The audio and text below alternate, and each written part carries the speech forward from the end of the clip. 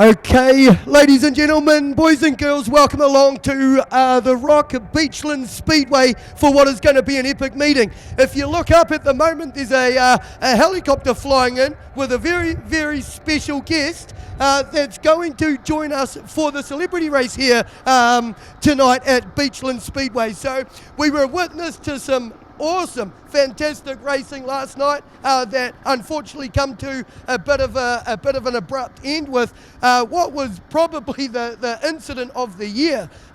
Luckily, no one was hurt or injured, and for all you guys that may be over there tonight, hope you are all doing a lot better today. It was pretty scary, but look at this, guys. This is Mike King flying in here from Alistair Lister, from Lister Helicopters, who is a massive sponsor here at Beachlands Speedway, and also a super saloon driver as well. So you see the Lister on the side of that. What a fantastic looking piece of kit. So we've got Jess in there from the Pits TV that is taking some recordings, and also Mike King, Alistair Lister as well in there, who is not just a very good super saloon pilot, but looks like he can land a helicopter all right as well. So how fantastic is this? Something pretty cool and unique to Beachlands Speedway. And the I Am Hope Foundation, obviously this is what he is here for. So just to let you know, there won't be too much mention of the I Am Hope Foundation right at this point in time, but Jason is on his way up, and he will go into an interview and an in-depth yarn later on with Mike King. So make sure you stick around for that and to listen to what that guy's got to say. He's really, really funny. He is known to be a comedian, New Zealander of the year as well. He's done a lot, this guy. So once this helicopter takes off, we'll be able to go over and have a quick yarn with him and see how he's feeling leading up to the race tonight. So just one race these guys get tonight, but there's a lot of celebrities, 16 celebrities out there, rugby players, rugby league players. They've got a couple of female rugby players as well. So there's a lot of people, a lot of celebrities, a lot of different celebrities. How was that, mate? How was that helicopter ride? Good. Have you been in a helicopter before? No. Was it nice and smooth? Did he take off nicely? Yep. Yeah. So you enjoyed that one then? Yep. Oh, good. Who do you want to say thanks to, Alistair? Yep. Thank you, Alistair, for taking me on the helicopter. Oh, thanks, mate. That's awesome. Thanks, Alistair, for taking me on the helicopter. We'll just grab a quick word, mate. You must be getting pretty used to this. Not just a good super saloon pilot, but helicopter pilot as well. Oh yeah, fills in the days and pays for running the super saloon, I guess. Yeah, no, it's good. So, being you're a big sponsor of Beachlands Speedway, it must have meant a bit to you to be a part of all of this. The I Am Hope fly Mike King in. Oh, 100%. I mean, what the club's done and all the people that have helped raise money for the I Am Hope and having Mike here is pretty special. So, excellent for the club. Yeah, that's what we want to see. So you'll be back to watch the race, hopefully a bit later on? Yep, we'll try and get through and watch from the other side of the fence for a change. Wow, all good, Alistair. Thanks very much for that, mate. Thanks for flying him in, and thanks very much for what it is that you do for Beachlands Speedway. I Am Hope and what you've done. Yeah, pleasure. Thanks very much. All good. Cheers, mate. All right, so head on over to the man himself, Mike, either I Am Hope ambassador. I'm Stefan, mate. How you going? Good, Stefan. You have a good flight in? Yeah, it was very nice, bro. Are you're pretty excited about the celebrity race that's going to happen a bit later on? Bro, it's going to be awesome. I'm really looking forward to it. Yeah, it should be fun. So how did this all come about? Gareth and the team, they came to us and said, that they'd raise some money through this young fella here's mullet. And then he said, I said to him, how about we get a celebrity race going? And then he made it happen. And you pretty eager to be a part of it for I Am Hope, obviously being the ambassador for that? Bruh, you get to drive a car dangerously. That's every man's dream. Well, every man except Richie. Oh, Richie, why is it not your dream, mate? Because I'm scared of bloody driving fast, so this is going to be interesting. Oh, we could let you run behind them or something. I'd be better off running, I'll tell you. Oh, so What? So obviously Gareth, he got in contact with you about this, and you just jumped straight on it, mate. Yeah, no, I mean Gareth and the Beachlands Club have been awesome, bro. And the motor racing community have been awesome. They've always supported our charity, so we're very blessed and very lucky.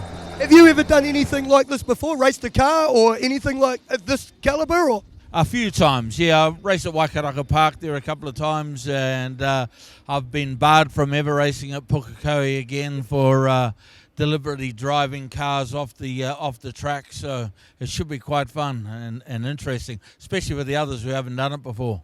So you're in a bit of a contact grade tonight, so this could be pretty interesting. Well, it should, I know that when you get hit from behind, it hurts. So the idea is pedal to the metal and stay in front, right?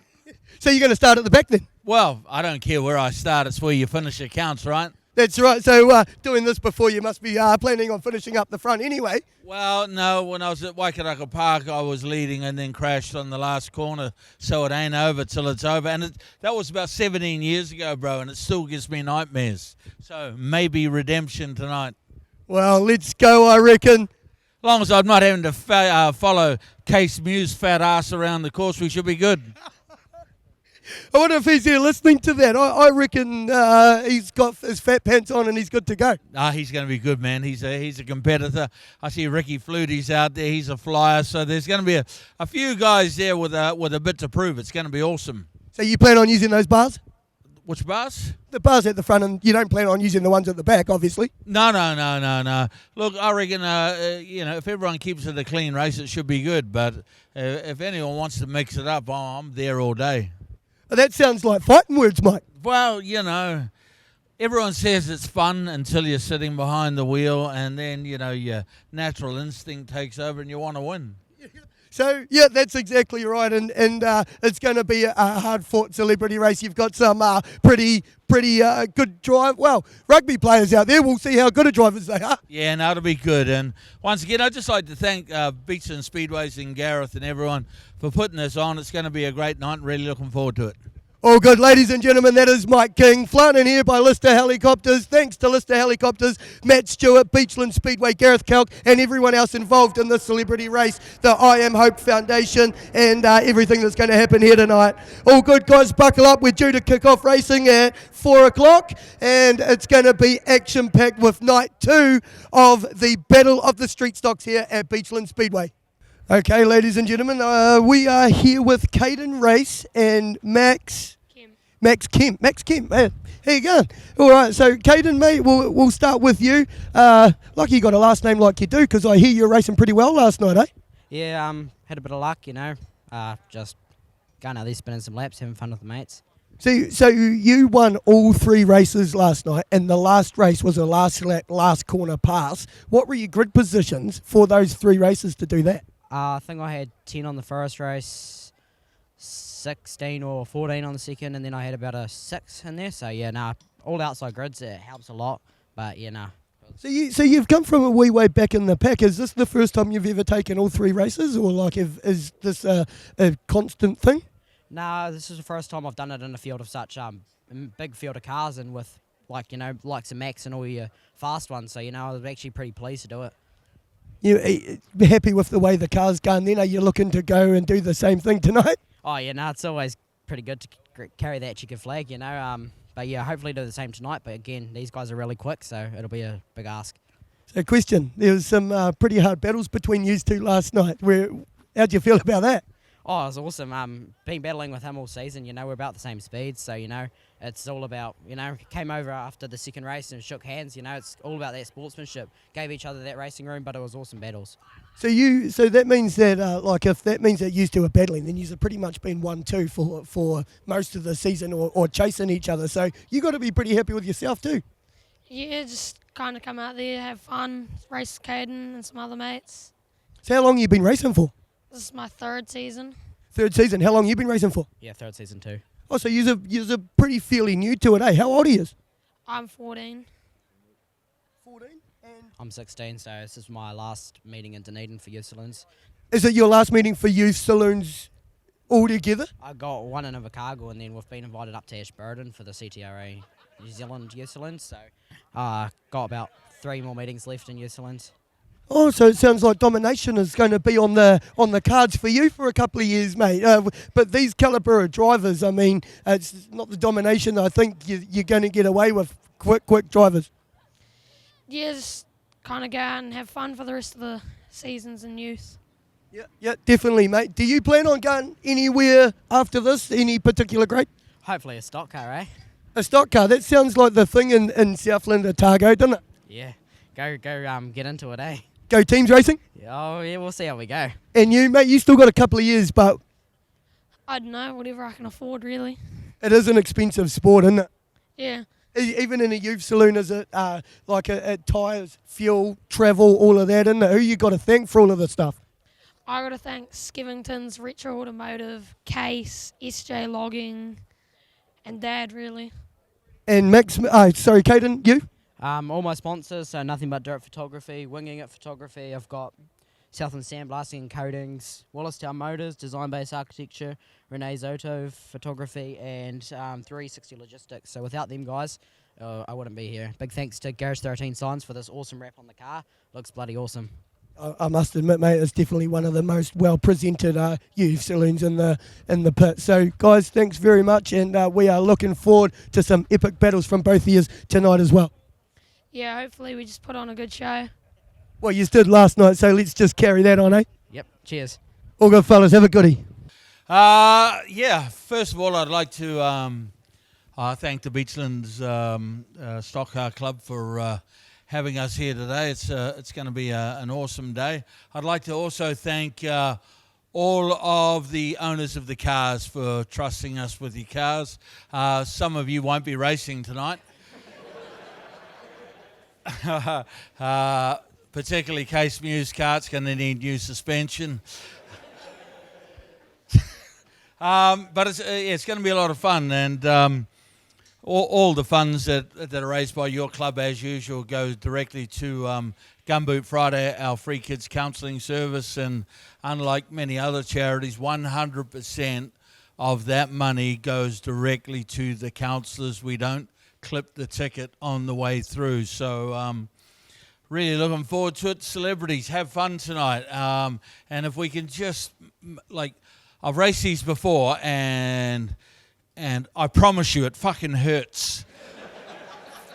I promise you. So if anyone's stuck in the middle of the track, just try not to rear end them.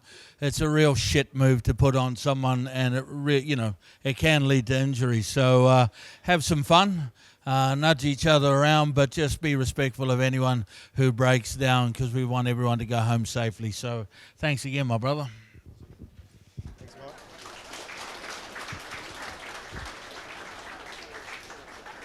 All right, so we'll get Mike to draw out of the bucket. All right, I'll take one out and then I'll pick up a paddle. Ha! All right. This is grid number 1, Mike King. Oh, no. Number 6, Marty Banks.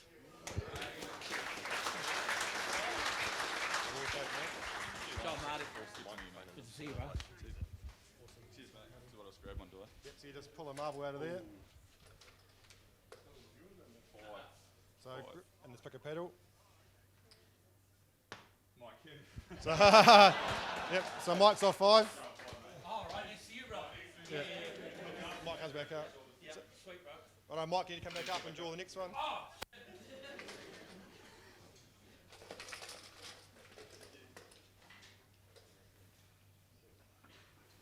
Grid number 16, Case Muse. Grid number 8, Ballard, Ewity. How are you, Ballard?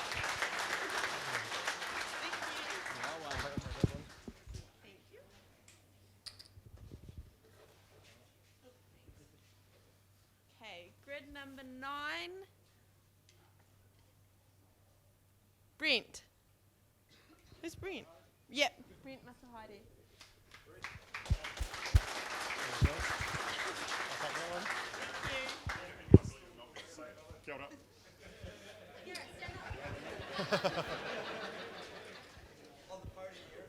Oh, 16.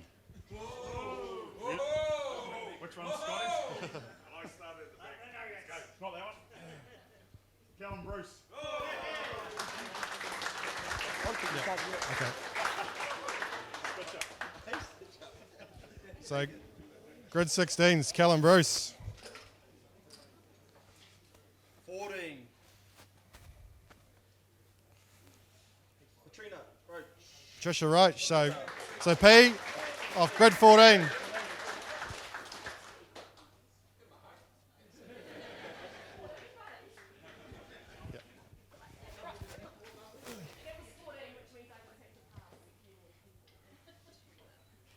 So grid 13 will be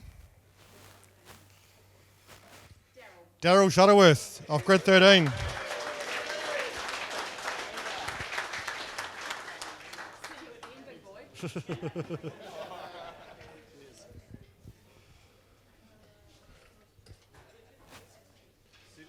Grid number 7 will be Daniel Leonard Brown.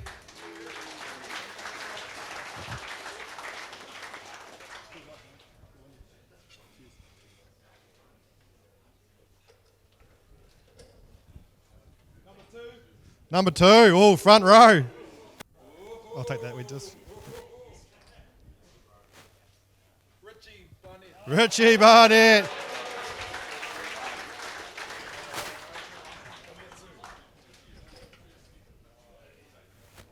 Number 12. Gareth. Gallon Proctor off number 12.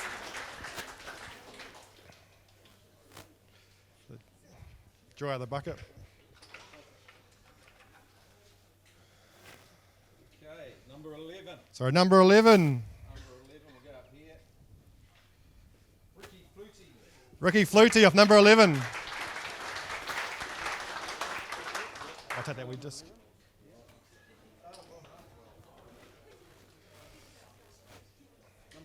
Number 1, oh. Damien Yule.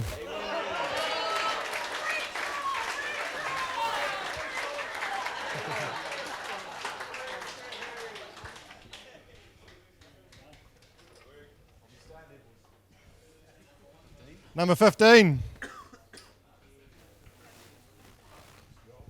Scott Weatherall, number 15.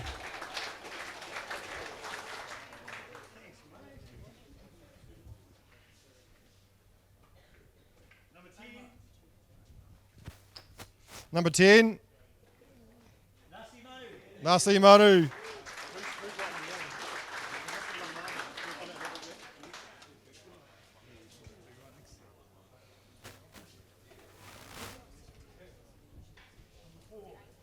Number 4.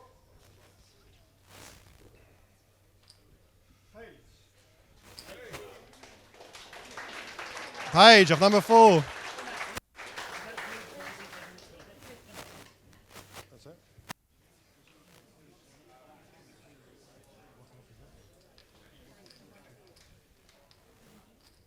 Number 17. Case Muse.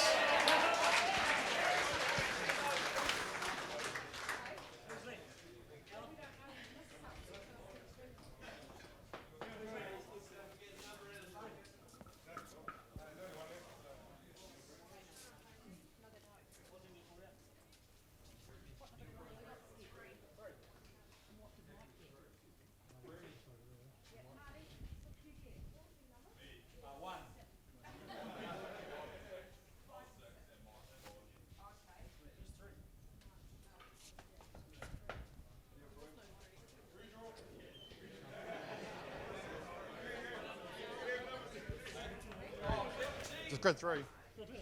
Righto, sorry, we'll just bit of admin. So the last one will be off grid 3, which is Neil Broom. Good. Awesome. So thank you very much. Best of luck to all the celebrities. Thank you everybody for being a part of this. It's quite cool for these guys to be here, raising awareness for Mike's great charity. So yeah, well, if all the street stock drivers that have a celebrity in their car, can you guys, after your briefing, please go get your cars and bring them to the dummy grid, ready for Grand Parade, please. So all the street stock stay behind, all the celebrities stay behind over here, and the youth, you get your parents. Thanks, guys.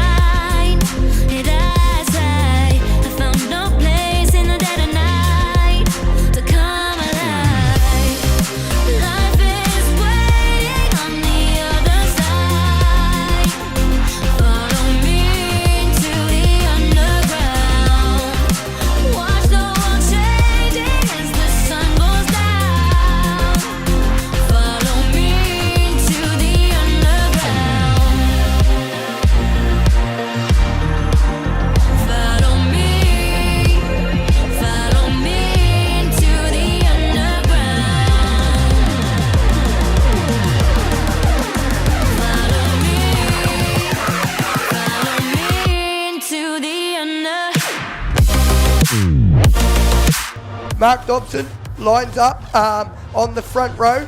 I'll get a name for the 8I car. We've got one for Travis Smith in the 8D car, but we will get a name for him. Aaron Andrews is going to line up alongside Calvin Todd in that second row. Then we'll go back to the third row, 11 Paul Carr on the inside alongside him, 96 Mark Newell, Stu Miller alongside him, Brody Finlay, and then the 8 car of Travis Smith and that 77 car just starting off the back there. So here we go. This is going to be good. 74 car starting off the back, Andrew Hutton.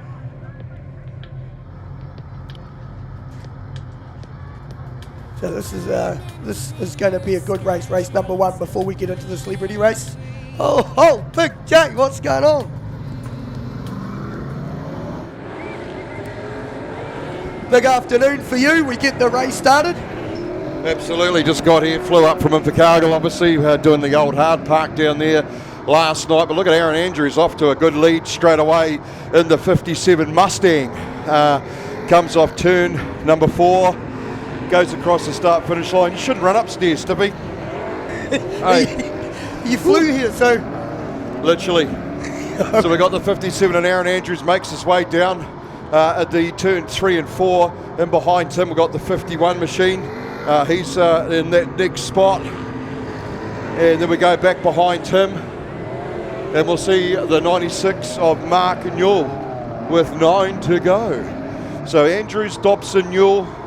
And then the 8 car. Then we go back to the 21 of Todd as they come into the start-finish line to complete another lap. Should be 7 to go as they go across the start-finish line now. Up in the lead, the 57 machine's the one that's doing the damage. He's opened up about 3 or 4 car lengths back to our 51 of Mark Dobson. 96 Mark Newell's just got a fastest lap there. I'd like to know what that was as he goes across the start-finish line now. And he did a 17.97, so that track is tacking up just nicely as he makes his way down the back straight. Look at that, he's opened up quite a bit. Mark Dobson round doing a good job coming out of turn 2, bit of momentum off the 96 of Mark Newell. And then here comes the 10 machine of Mr. Miller himself. He's going up, having a wee bit of a challenge to the 8 car as we sniff down the inside. Can he make it stick? No, he can't as they make their way down the back straight now.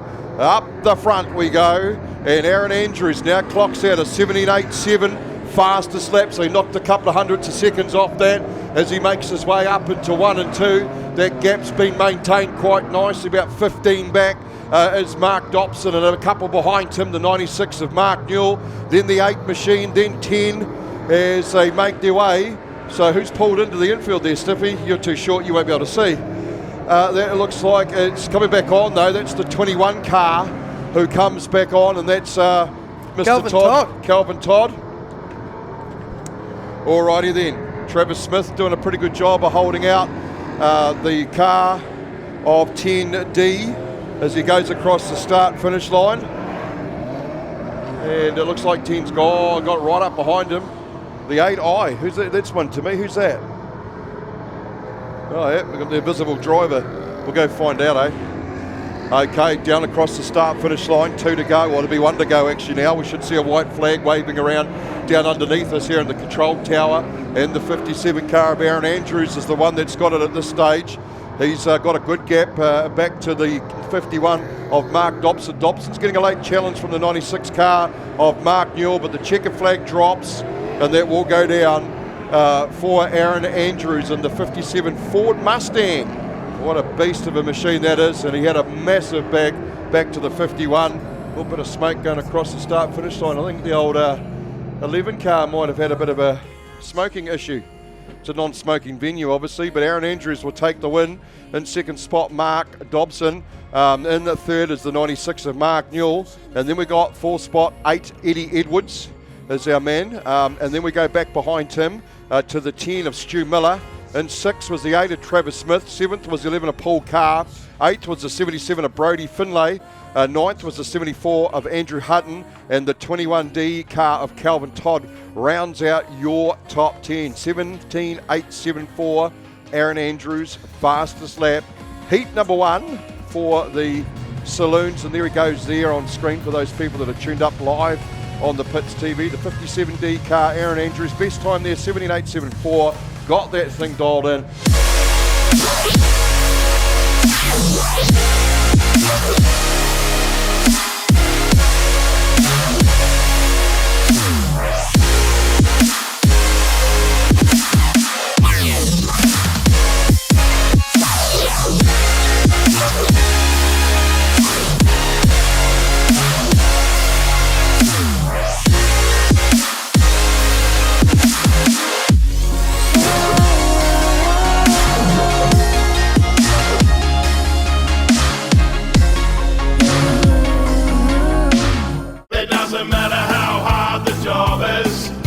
Suck it up and get it done. No matter how dirty our hands have to get, we suck it up and get it done. Suck it up, suck it up, suck it up. Out for suck's sake, suck it up, suck it up, suck it up. Out for suck's sake, suck it up. Suck it up and get it done with suckitup.co.nz.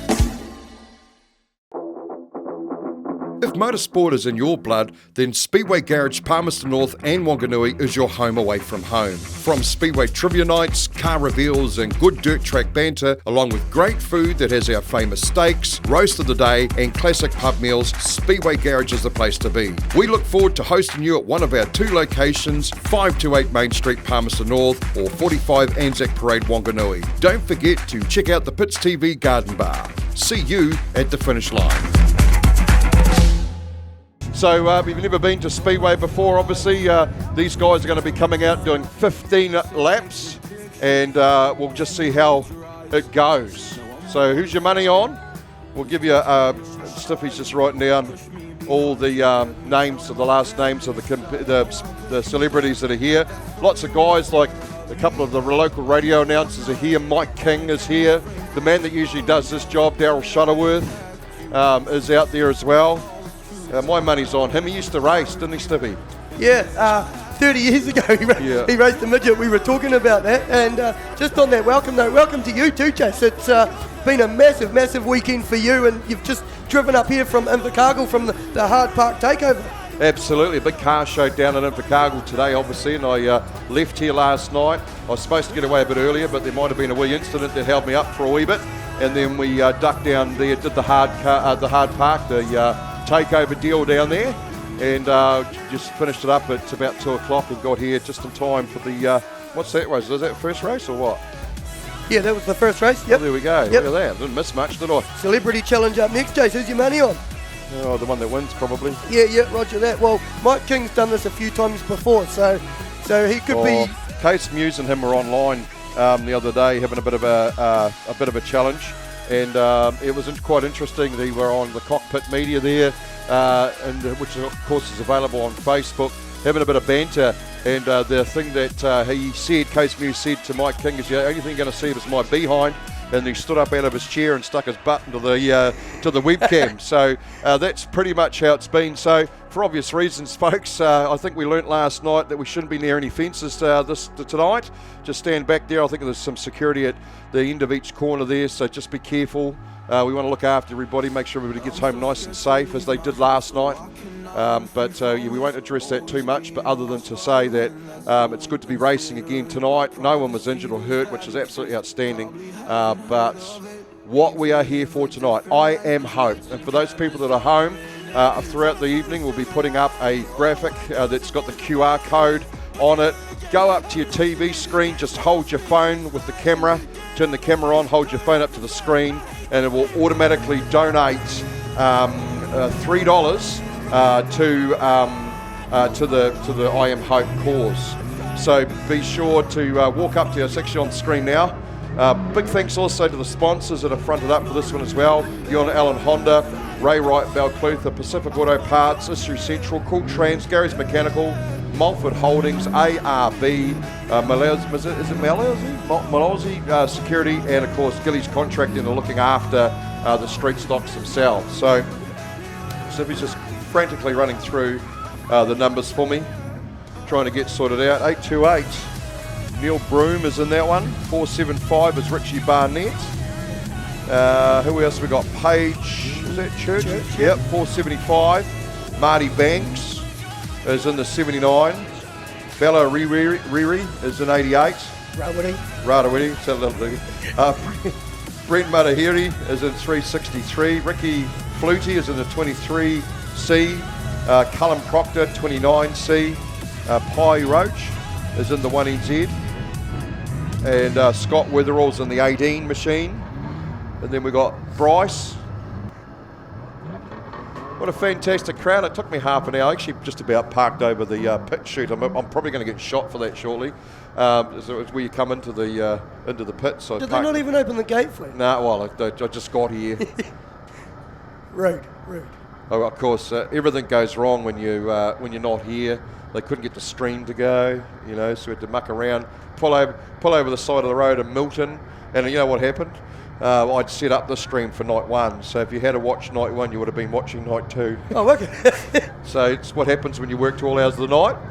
Who's got it in the 1NZ car? That's Pi Roach. That's pretty good of old mate to give the 1NZ car there. So for those that don't know, the car that's got the one on the side, that's Alan Finch's car. Now, Alan Finch went away to Wellington Speedway. Get this, went to the North Island with 70 plus North Island drivers, and they drove away. The South Island drove away with 1, 2 and 3 NZ.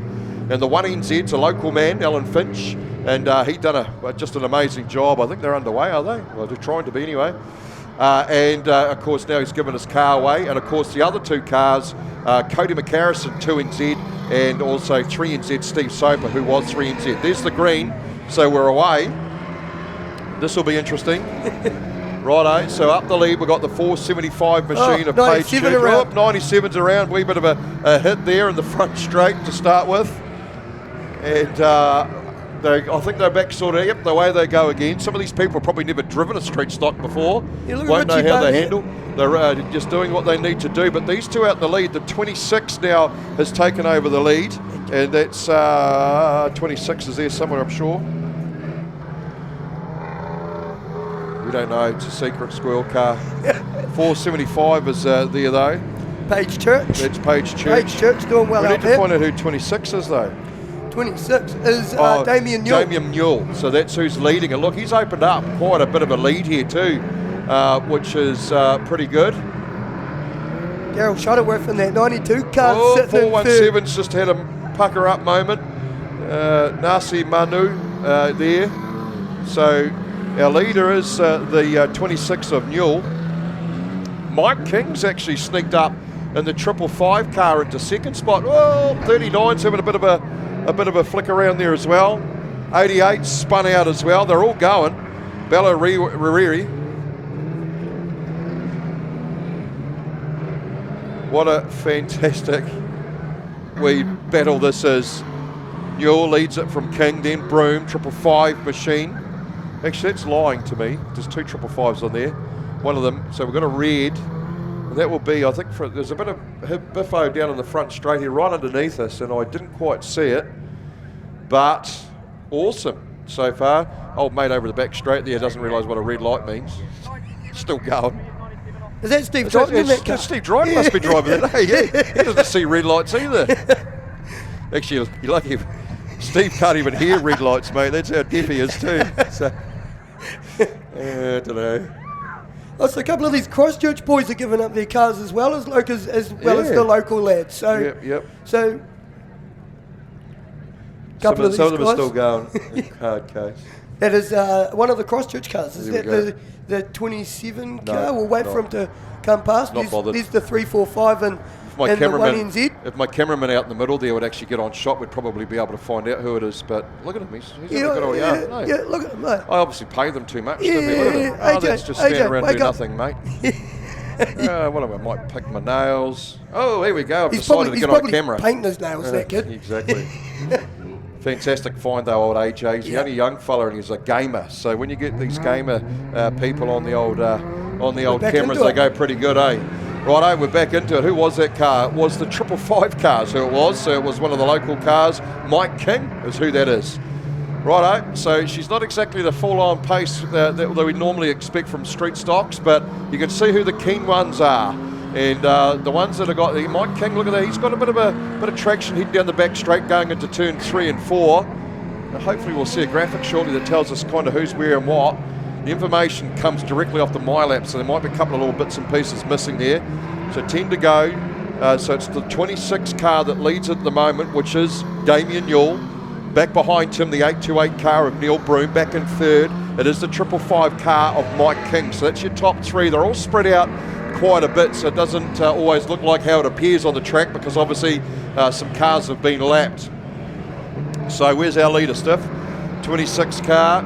He is over, coming out of turn number 2 now, making his way down the back straight.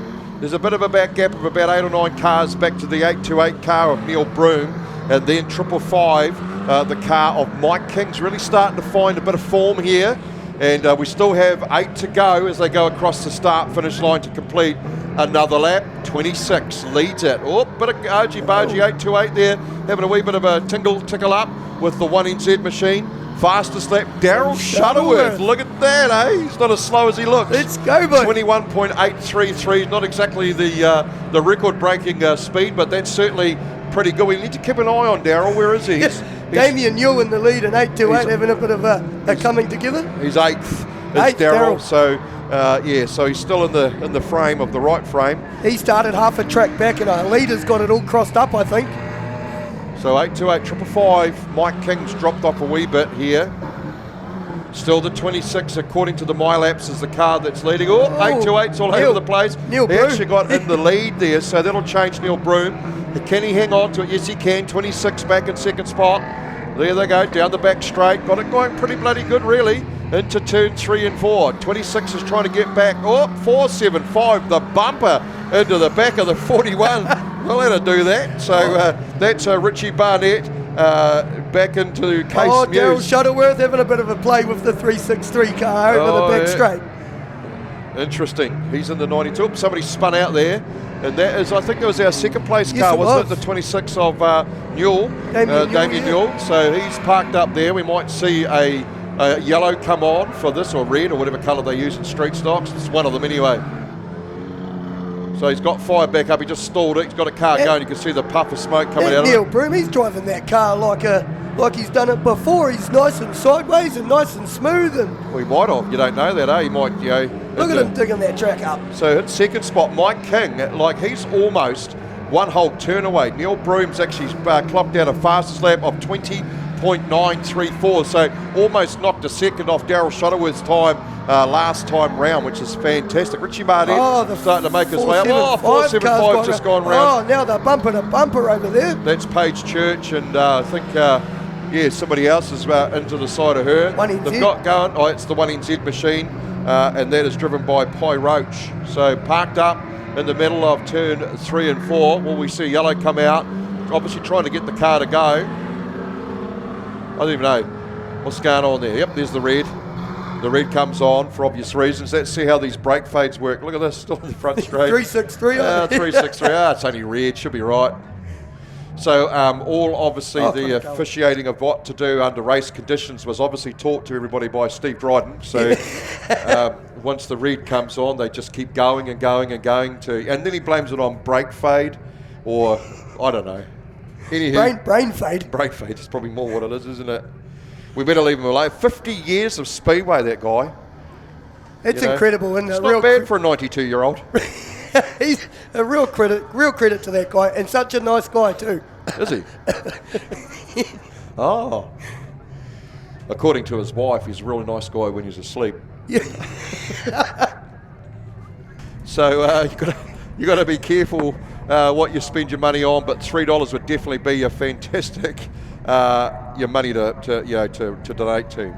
And Beachlands Speedway's been a massive ambassador also for I Am Hope, so that's the whole reason that They've raised heaps, which is awesome. 10 grand they handed a cheque over for earlier on this year, so they have jumped on board with I Am Hope. That's the whole reason that this has all come about. So Gareth Kalk and Mike King over a couple of Fantas, and away they went. So here we go. And away they went. So away we go again, and we've got to remember who our leader was. Was the 828 machine, doing a fantastic job. Neil Broome. Let's just find out where he is on the track. I can't quite see. He's gone slow. He's come to a stop. Does this allow Mike King to catch up? give him a wee bit of a rear end Oh, here comes rearrangement. Mike, eh? Mike King's going to go around the outside. So Mike King now is going to go, and it's got one to go. This is on the white. Oh, is he finished? Oh, that's white. Oh, chicken. That's white. It's a checkered flag. We're all excited about. Oh, there's 18D giving the old 555 a bit of a snot. Oh, what's happening here? Oh, 20. yeah. They did say a couple of these guys won't be having their cars tonight. Yeah, 25C. Whoever was driving that, bit of a hard case there. Daryl Shuttleworth caught up in a bit of bumper action as well. Oh, the wagon goes round the 46. Isn't it amazing? The checkered flag's out and they're all still racing, so they're obviously having some fun. So, yeah, fantastic. And, yeah, awesome to see this. We'll wait for a result to come up with any sort of luck. We'll give you some sort of an idea, although the mile laps is a bit yuck tonight with these guys. Obviously never been entered before. 18D Scott Weatherall takes the win. So got it on the last bit there. 555 Mike King got second. 92D. Daryl, we're never going to hit it in this, are we? No, He'll be no, like, yeah. I'm a celebrity and I got third in a celebrity race. 828 Neil Broom was in fourth. 555 machine of Mike King. That's actually wrong. 345 was the next place machine, which is a bit of a mess system at mile laps. I'll have to go down and have a chat to them about what happened there. Who was in 345, Steph? I can't even read your writing.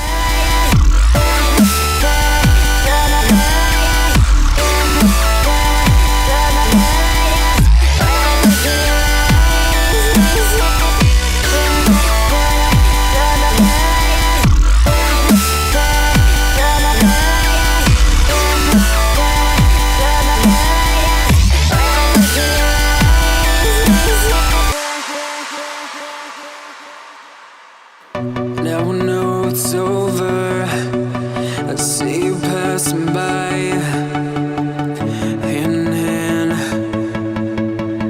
with your perfect light. I'm by a ghost town. Feels like someone cut my tongue. I didn't know my heart could die this young. Oh, and now when I look in your I feel paralyzed.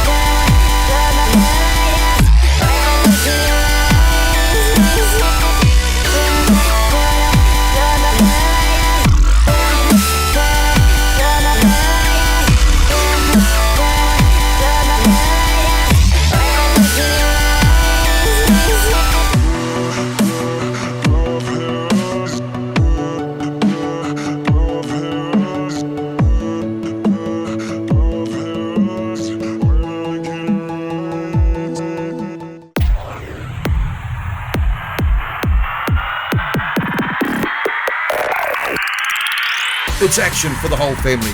With 23 tracks around New Zealand, there is no better way to spend your weekends than at a Speedway New Zealand track. Here they come to the start-finish line again.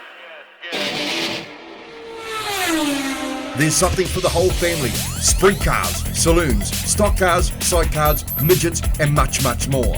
Pack up the family and make a trip to adrenaline-filled, action-packed bashes and crashes that only Speedway can deliver.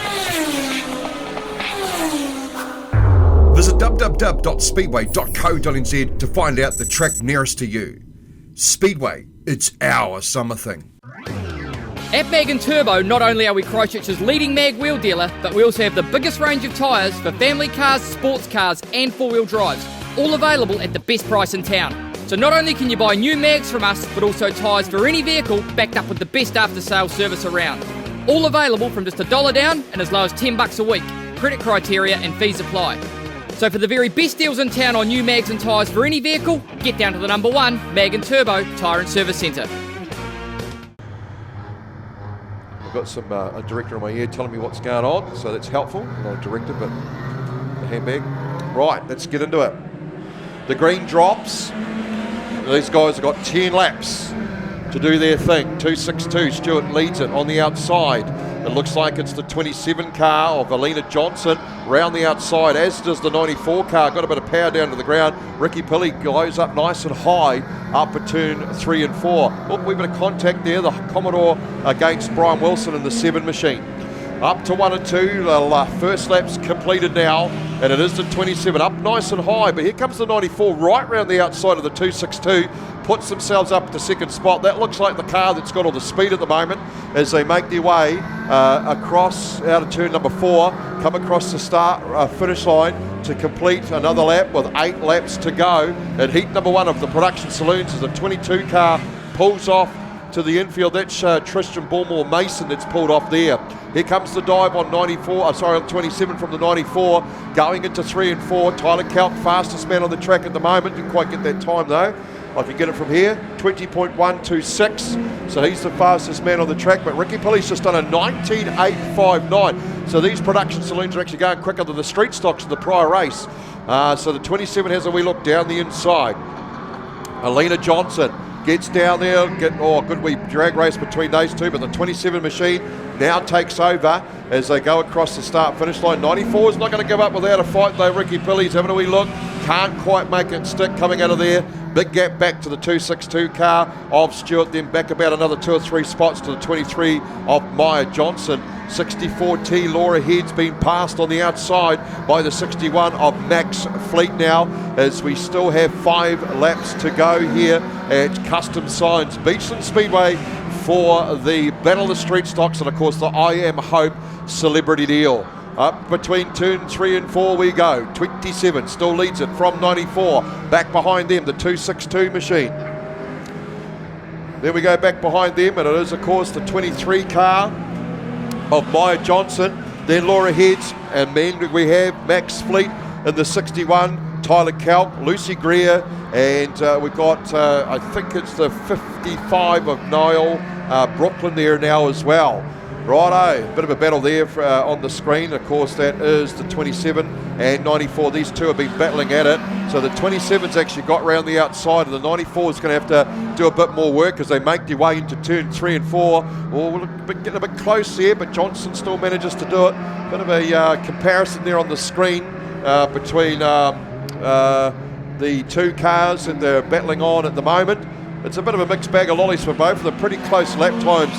The only real difference being the 19.94 versus the 19.978 Alina Johnson. That was actually 19.70. Looks like it was 19.658's the fastest lap so far. So that is, of course, Riley Stewart. So we've got the first name now. 23D pulls in. That's Maya Johnson. Comes and rejoins again though.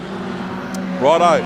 So we should have perhaps 1 to go, sorry. So the white flag is out now, coming across out of turn number 4, and the checkered flag will drop for the 94 machine. In second spot will be the 27. So good battle between those two for most of the race. Obviously 94 made a mistake that I didn't see. Where's Darryl? I want to get out of here. Stevie, one job, mate. Yeah, that's right. One job. He's probably down there mingling and because he got signing autographs. Celebrity. He's a celebrity. Yes, He'll be signing autographs. Yeah, roger that. Sorry about that. Yeah. We got these superstars that are here today, and he's the biggest. Not physically, I mean as in stature. Yeah. Right, first of 94 of Ricky Pilley, back in second, 27 Alina Johnson, third 48 Tyler Kelks, fourth was 64 Laura Heads, fifth was the 55 of Niall Brooklyn, sixth was the 13 of Lucy Greer, seventh was the 262 of Riley Stewart, eighth was the 61 of Max Fleet, ninth was the 85 of Hayden Skilling, 10th was the 26 of Mike Holly. Moving to the next screen, we have 11th, the 7D of Brian Wilson, the good old battler he is. In 12th, the 10D of Mike Hoare. In 13th, the 23D of Maya Johnson. And rounding out, I don't think the big DNF there for the 22 car of Tristan Bullmore Mason. That is the way they finished. 19.647 for Ricky Pilley. There he is on screen now for those that are at home. And like we said, a 19.647. So that is race number 1. Production Saloons coming up next on our dummy grid. It will be, looks like you saloon, Stevie. Youth Saloons out here to do it in the dirt. These guys are fantastic, great to watch.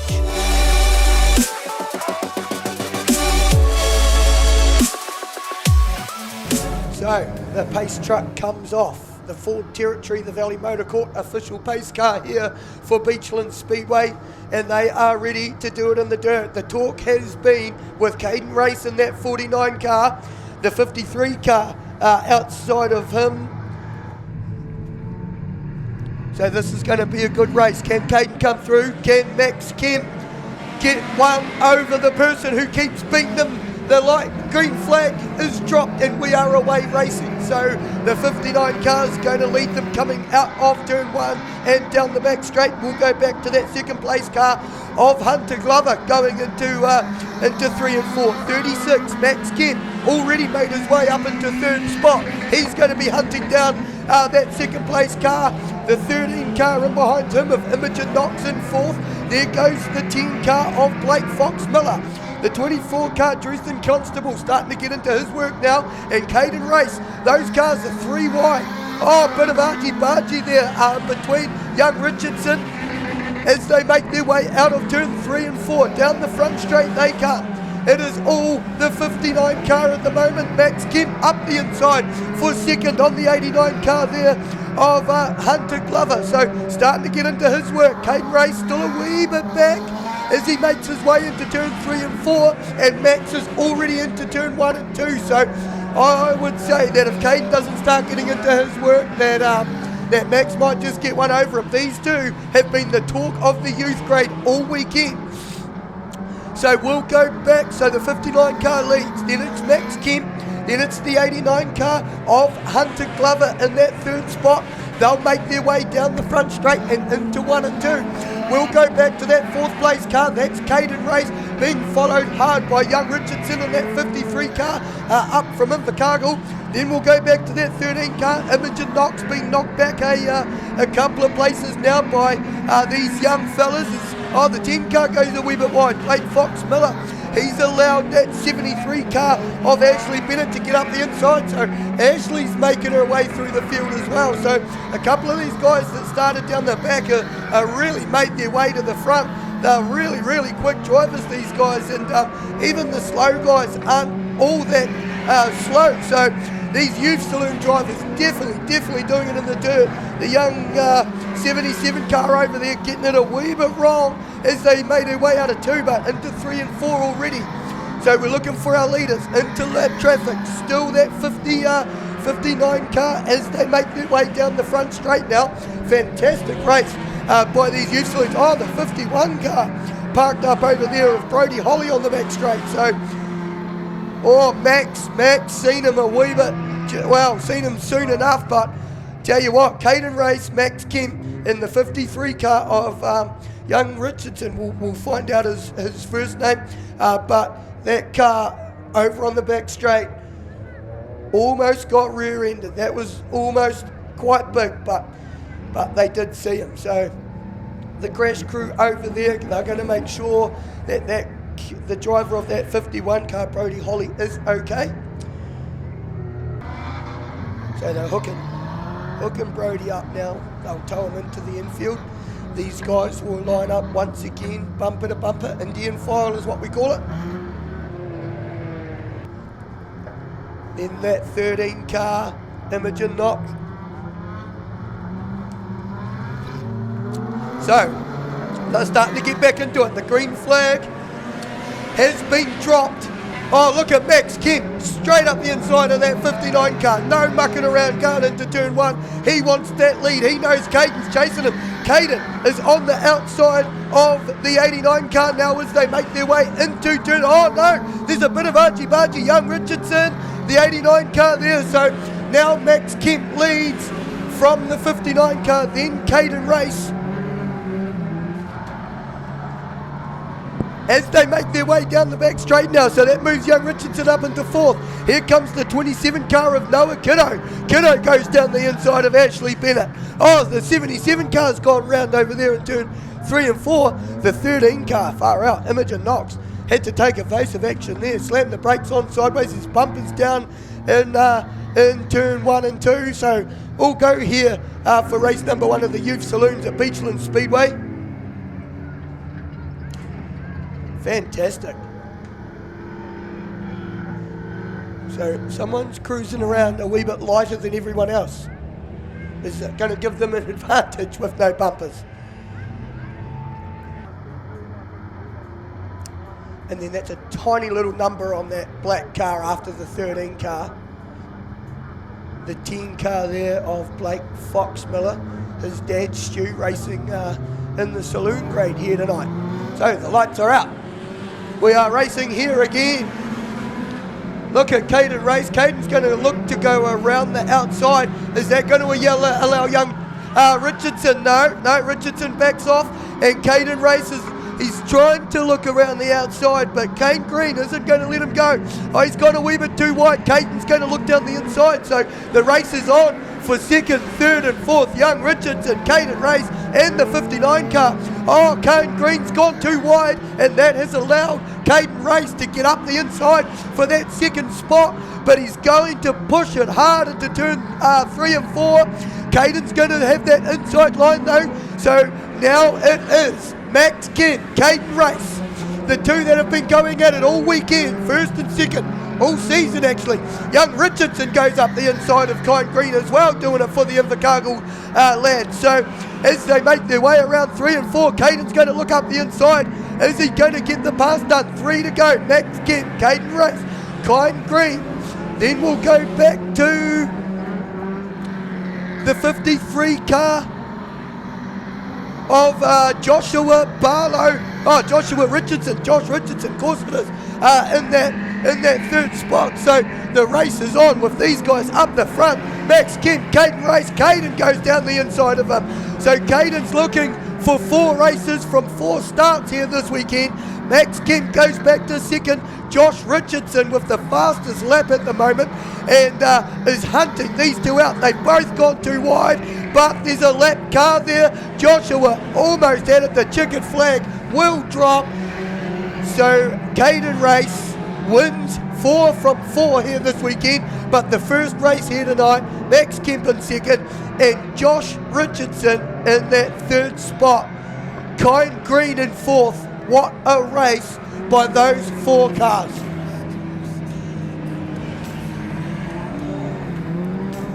Absolutely fantastic driving. So the nothing but dirt 49 car of Caden race does it again here, night number 2, race number 4 for the Youth Saloons.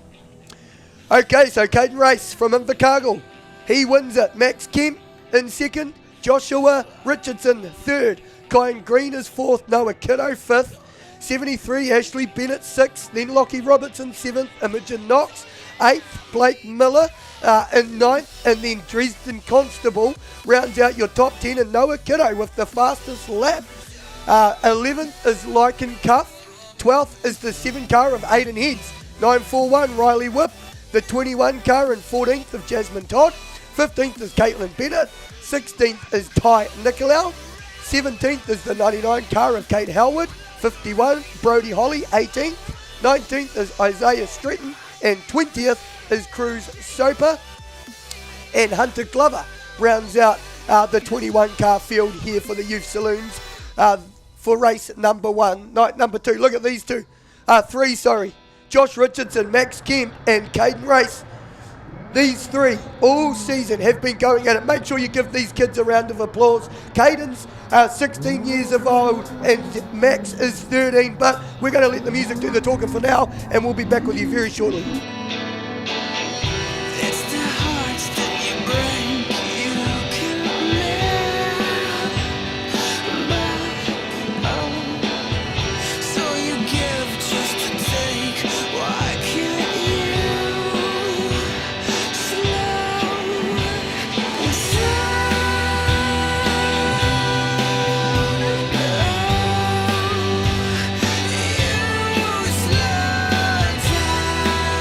Welcome back to Custom Signs, Beachlands Speedway. Good to be back up here in the commentary box. Big thanks to Stiffy for jumping in there while I went out and did that celebrity race. Man, I tell you what, things happen pretty damn fast out there. I tell you what, Daryl, it wasn't Stiffy that jumped in. Very, very enjoyable indeed. So managed to get, 13th up to 3rd. So pretty happy with that, and never got passed by any cars. So I was almost amped and ready to go for another one, but I'll come up here and do what I'm good at.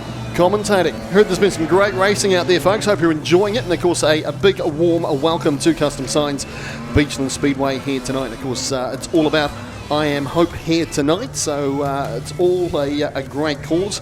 And of course, if you want to donate some money to that, you can text 469 off to that number, and it's an instant $3 donation. Or of course, folks, if you are sitting at home, a big warm welcome thanks to the Pits TV with your live stream there. Jason's just put up a barcode up on the screen, and you can scan that there, and that'll also give a $3 donation to I Am Hope. Absolutely fantastic cause, and we all know people that have been affected by it. I'm actually down in the pits, Daryl, so I've just been asked by some people down here, where did they get your autograph from? Are you having an after-meeting signing, or being that you're a celebrity that got 3rd in a celebrity race, we have to get a signing going on, mate? Well, this is it. In fact, I might actually do a signing tomorrow morning at Countdown, where I was actually filmed yesterday checking out the rats, so I might do a signing good session stuff. down You there. did pretty bloody good though, mate. I think we're all pretty impressed, and obviously you raced back 1974, whatever it was, and yes, Steve Dryden was still 40 back then. It was yeah, he's just about to retire.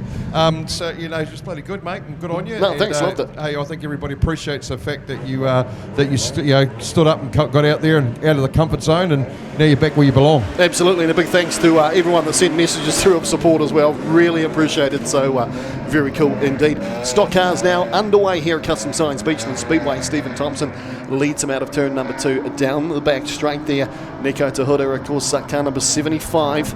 He's in second place at the moment. Simon in behind him. Must thank Paul Simon. He'll have a very, very wet pair of overalls that he's driving in at the moment, because I sweated like nothing else in those things.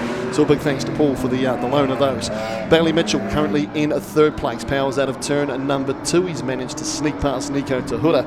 And car number 489, Scott Casey at the tail of this field. So the race leader, Stephen Thompson, loops it down there coming out of turn number 4. Bit of an amateur move there, Stephen. Spinning around down there. Didn't see me doing that.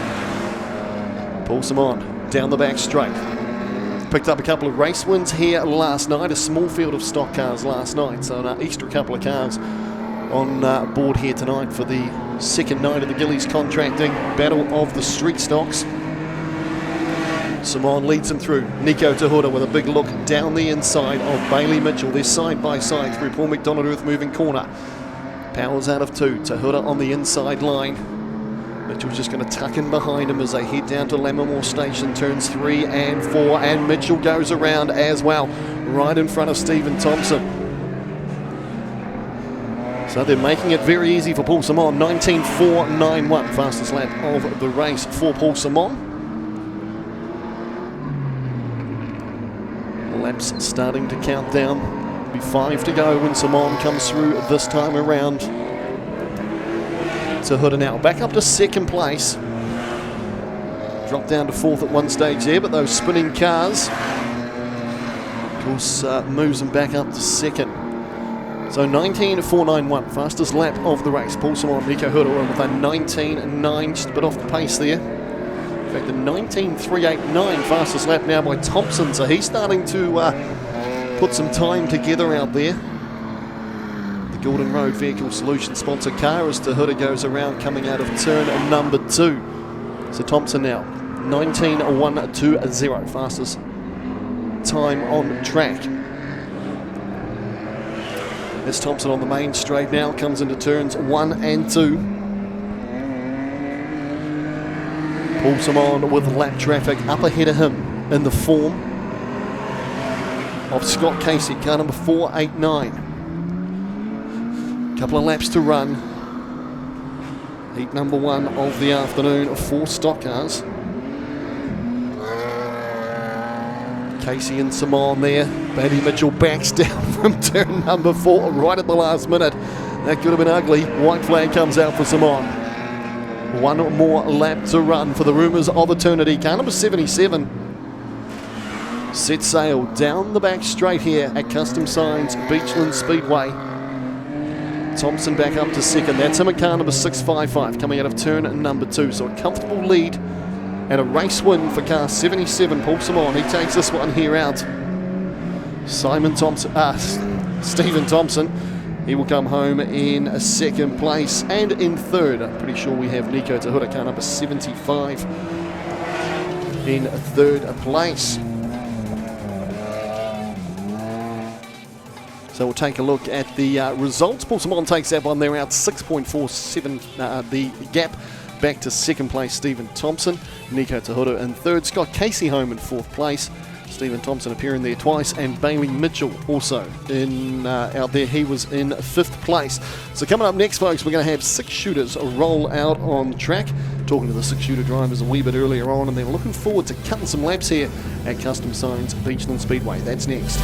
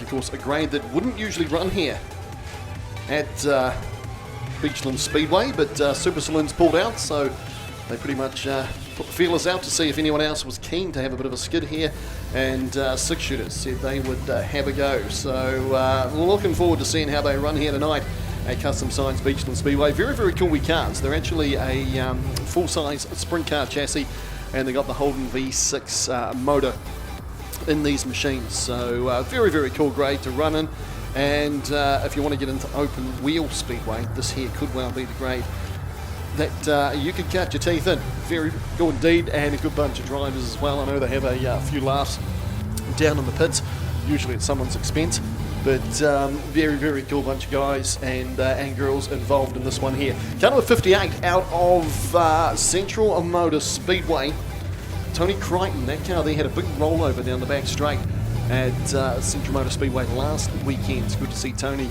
back here and cutting some laps. Adam Evans on the inside of him, car number 41. He's actually the 2NZ for the Black Track 6-shooter racing. Car number 25, that is Danny Livingston. Mason Whelan, car number 8, the Southland 6-shooter champion.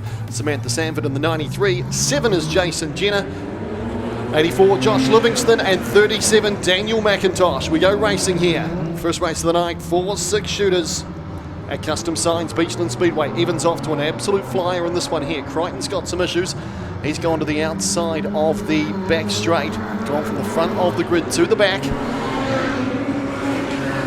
Livingston giving chase down into turns 1 and 2. The Paul McDonald earth-moving corner. Trying to chase down Adam Evans. Of course, Evans usually behind the wheel of the Hydrolink sprint car out of Central Motor Speedway. He likes to keep race fit, and he loves to get out there and have a skid in the 6-shooter. He currently leads this one here. Couple of car lengths back to Livingston. Then we go back to Sanford. She's off to a flyer in this one here. The Sanford Motorsport car out of Central Motor Speedway. That's McIntosh trying to find a way up the inside there at the moment. Josh Livingston sneaks up the inside of McIntosh. So he lost the position there while trying to get past Sanford. Then we go back to Mason Whelan, Jason Jenner, and of course Crichton parked up down there on the infield. Danny Livingston, fastest man on track, a 17.067. He's currently holding second place. He got right up behind Evans before, but just Evans starting to claw a bit of a gap in this one here. They go around Lammermoor Station turns 1 and 2. McIntosh still trying to find a way around the outside of Sanford. Sanford driving well here, currently in third place. She's got some big hitters behind her in the form of McIntosh, Livingston and Whelan. They're all going to toe-to-toe here at the moment. On contact there between Livingston and McIntosh. They all managed to keep going. Mason Whelan, the car that got caught up there, having to stop. 16.945, fastest lap of the race now for Evans. He's the man out in front. He's got the clear air. Around turns 3 and 4, down the main straight once more. Livingston still holding second place. Sanford doing a great job in third. She was a youth mini stock driver just a couple of seasons ago. And she's having a great run here this afternoon at Custom Signs Beachlands Speedway in the 6-shooter race. Through comes Evans. Livingston still giving chase. They're actually swapping laps. So Evans is faster for one lap. Then Livingston knocks one out the next lap. So they're trading lap times here at the moment. Look at this battle for third place. McIntosh trying to put as much pressure as he can on the back of Samantha Sanford. The white flag is out. Can she hold off the competition with one lap to go? She's driving the wheels off this machine. She's got a ton of pressure on her. Here comes Evans though, car number 41. He's on the charge. He's going to take this one here out. A nice drive by Adam Evans. Followed home by Danny Livingston, car 25, and this battle for third place, it's going to go the way of Sanford. Well done, young lady. She takes this one here out. Well, she takes out third place, I should say. She didn't take it out, but it'll feel like a race win. She battles hard, and some of those cars behind are pretty hefty competition. So Evans takes this one here out. Almost a couple of seconds back to Danny Livingston. A good run from him as well. Then Samantha Sanford in third place. Daniel McIntosh in fourth. Josh Livingston in fifth. Mason Whelan in sixth place. Jason Jenner in seventh. And a DNF down there for Tony Crichton. Coming up next, folks, second race of the afternoon for saloons here at Custom Signs Beachlands Speedway.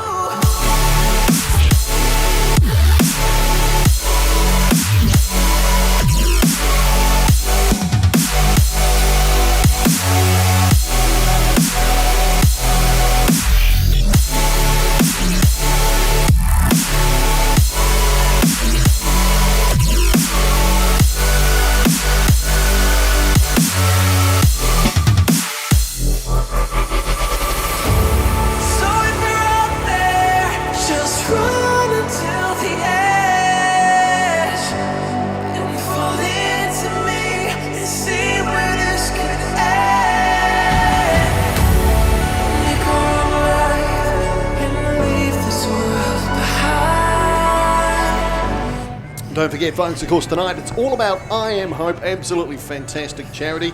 There's so many people out there struggling at the moment, and it is a charity that we absolutely need, 100% need. What you can do, folks, is pick your cell phone up. If you're sitting out in the crowd here, pick your cell phone up. Text 469. It's an instant $3 donation. Now, you might think $3 isn't a lot of money. It is. The whole lot. 100% of it goes to the charity, the Gumboot Friday charity. Mike King spoke to us in the club rooms earlier on.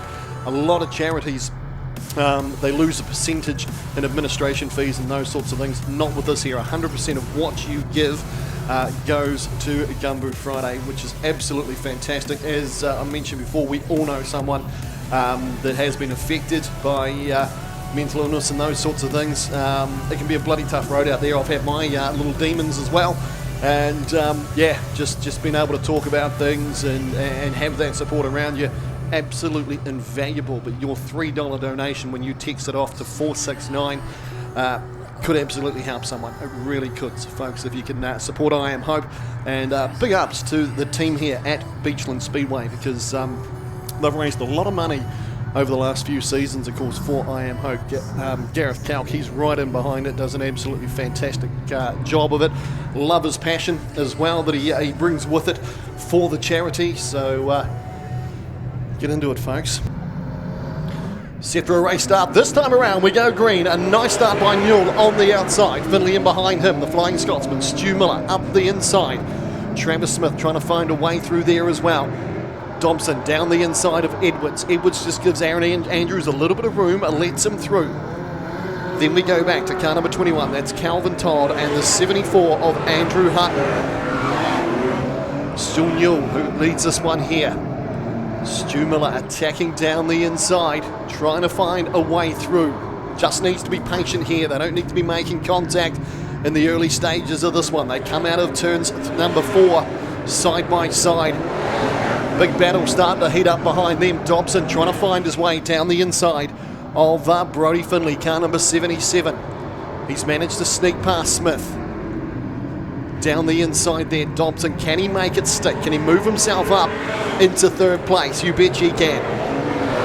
The Watson spraying car number 51 up to third place. Oh, Newell gives the Flying Scotsman a bit of a nudge coming out of 2. So Miller's managed to get the job done. He leads this one here from Newell. Then we go back to Dobson, Aaron Andrews, Smith, Finley, Todd, and then car 74, Andrew Hutton. And Glenn Edwards down there as well. Car number 8, he's fallen to the back of the field. So not sure whether he's got a drama there. Stu Miller, fastest man on track, is 17.346 at the moment for the race leader. He comes through. He's managed to pull away about half a dozen car lengths at the moment over Newell. Newell's still chasing hard, but he's about to get some company because these guys behind him are finding pace in the late stages of this race. Heat number 2 for Saloons. Aaron Andrews now starting to threaten the back of Mark Dobson. This should be a good battle here.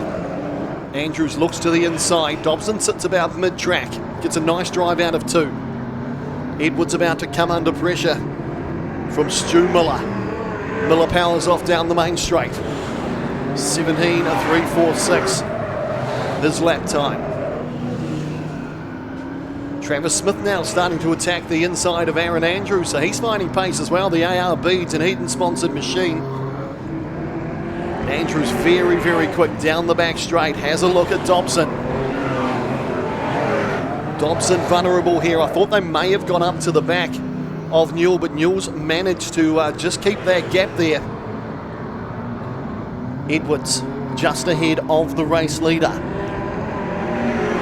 He'll be looking for a way past. The white flag is out. One more lap to run for Saloons here at Custom Signs Beachlands Speedway. Miller up the inside of Edwards. Down the back straight they go. Newell starting to get some company there in the form of Dobson and Andrews. One corner to go though for the Flying Scotsman, Stu Miller. He takes this one here out. Newell's going to come home in second place. And Mark Dobson carries on his good form. He's had seconds and thirds all weekend. He would love to pick himself up a win, but he's going to have to settle for third ahead of Aaron Andrews.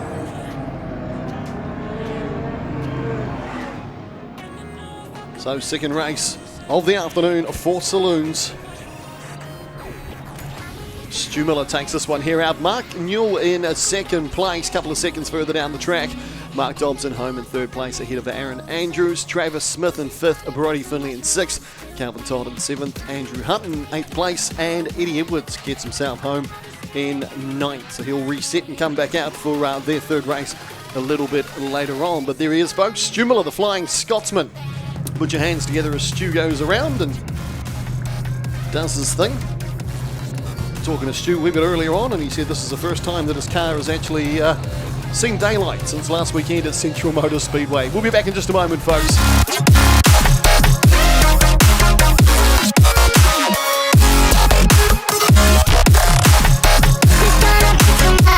I'm just calling to say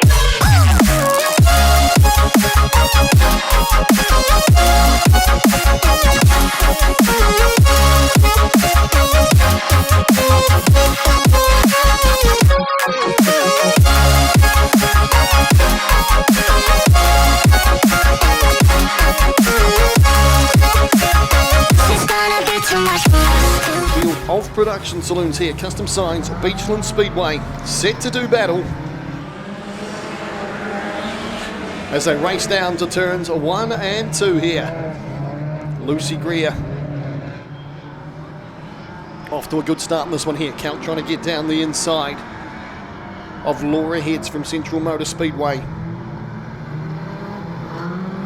Trying trying to work his way through onto the main straight. Kalk now on the inside of Lucy Greer. This should be a good battle, this one here. Greer's gone a little bit wide there. Laura Head still holding third place. Riley Stewart off to an absolute flyer as well. Alina Johnson just behind her. They thread the needle. Ricky Pilley up the inside. The 85 of Hayden Skilling. He's dropped back 2 or 3 spots early in this one here. Watch for him to find his way back. Car number 22, Tristan Billmore Mason, trying to find his way through here now as well. He's got Mike Holly on his outside. And Niall Brooklyn, car number 55. He's done well coming from the back of the field in this one here, working his way through. Ricky Pilley getting a bit of a tank slapper coming around Lammermoor Station corner. So it's Kalk now who's taken over the lead of this one here. Greer in second place, but chasing hard. She was the early race leader. Laura Head's racy as well. She was quick here last night. In fact, Lucy Greer, the fastest car currently on track at 22.74. So she's certainly got pace in the Greer logging prelude. Head still holding third. Ricky Pilley now on the charge. Car number 94. A little bit of contact down there going into turns 1 and 2. Bit of side-by-side stuff from Tristan Billmore Mason, Stewart and Niall Brooklyn.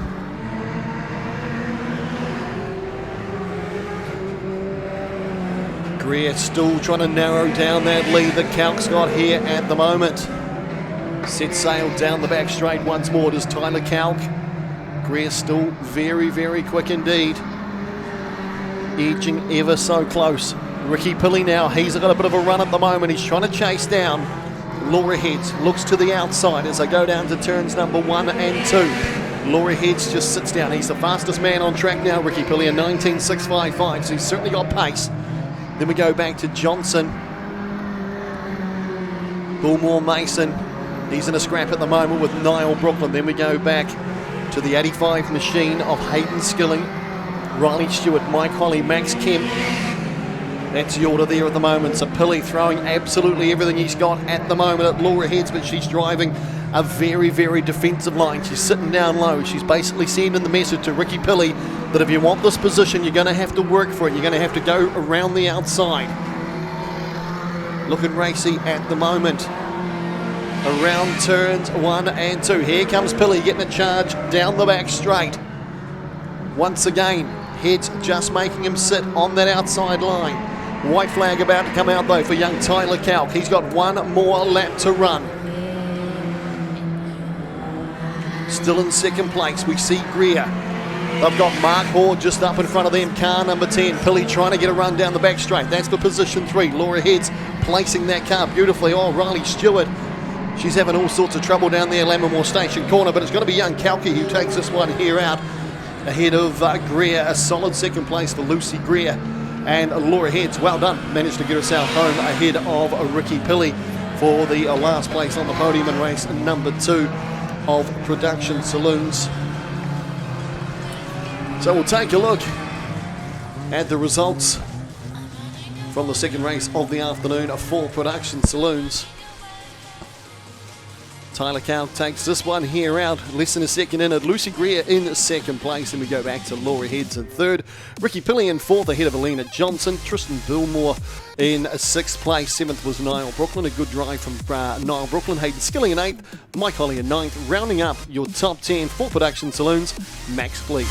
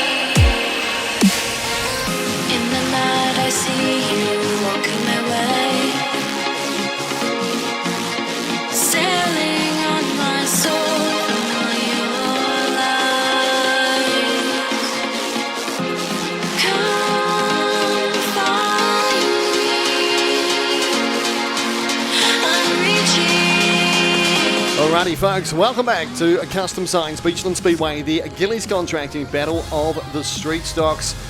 And doesn't look too good down there in the pits. Matt Stewart's car up on its side, so not ideal at all. A lot of damage in the celebrity race. I know the car that I drove had to have the rear bumper welded back on, young Jaden Cron's car.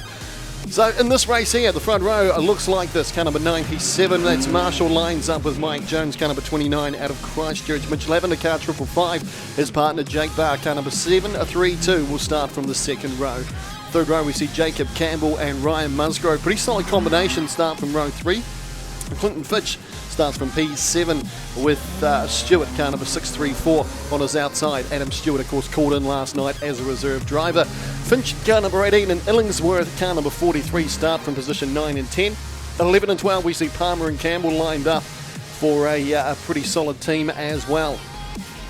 Then we go back to Adams and Andrew, another pretty consistent team, starting from 13th and 14th. Ben Jenkins, a race winner last night, starts from 15th with Shaw, car number 28, on his outside, starting from position 16, right in the middle of the grid. Young Jaden Cron, car number 92, teams up with the oldest man in New Zealand Speedway, Steve Dryden, car number 33, from position 18. Next row back we go Marshall and McCarrison, the 2NZ. Positions 21 and 22, we see the New Zealand champion Finch in the 1NZ car and Phil Johnson, a new combination. They weren't paired up last night. He's in car number 96. Shane McCarty, car number 29, lines up with Dwayne Kennett, car number 23. I spun that car out in the celebrity race. Gillam starts car number 39 from 25th, and Schumacher on his outside in position 26, car 77. Gillies, car number 417, starts from 27th. Turner on his outside, car 15 from Christchurch. Next row back, Matt Stewart, car number 828, starts from position 29, and starting from 30th, Steve Soper, your 3NZ. So a couple of cars missing in this one here. Matt Stewart's car up on its side in the pit area. So I'm guessing he hasn't rolled out on track anywhere. Is parked up where they should be. And we're set for a race start here, folks. The Gillies Contracting Battle of the Streetstocks, night number 2 here at Custom Signs Beachlands Speedway. We are ready for a race start. As it's Marshall, leads them off on the front row of the grid. Campbell, he's been sent down in turns 1 and 2, goes down to the infield. Bit of contact down there as well on Sean Andrew by the looks of it.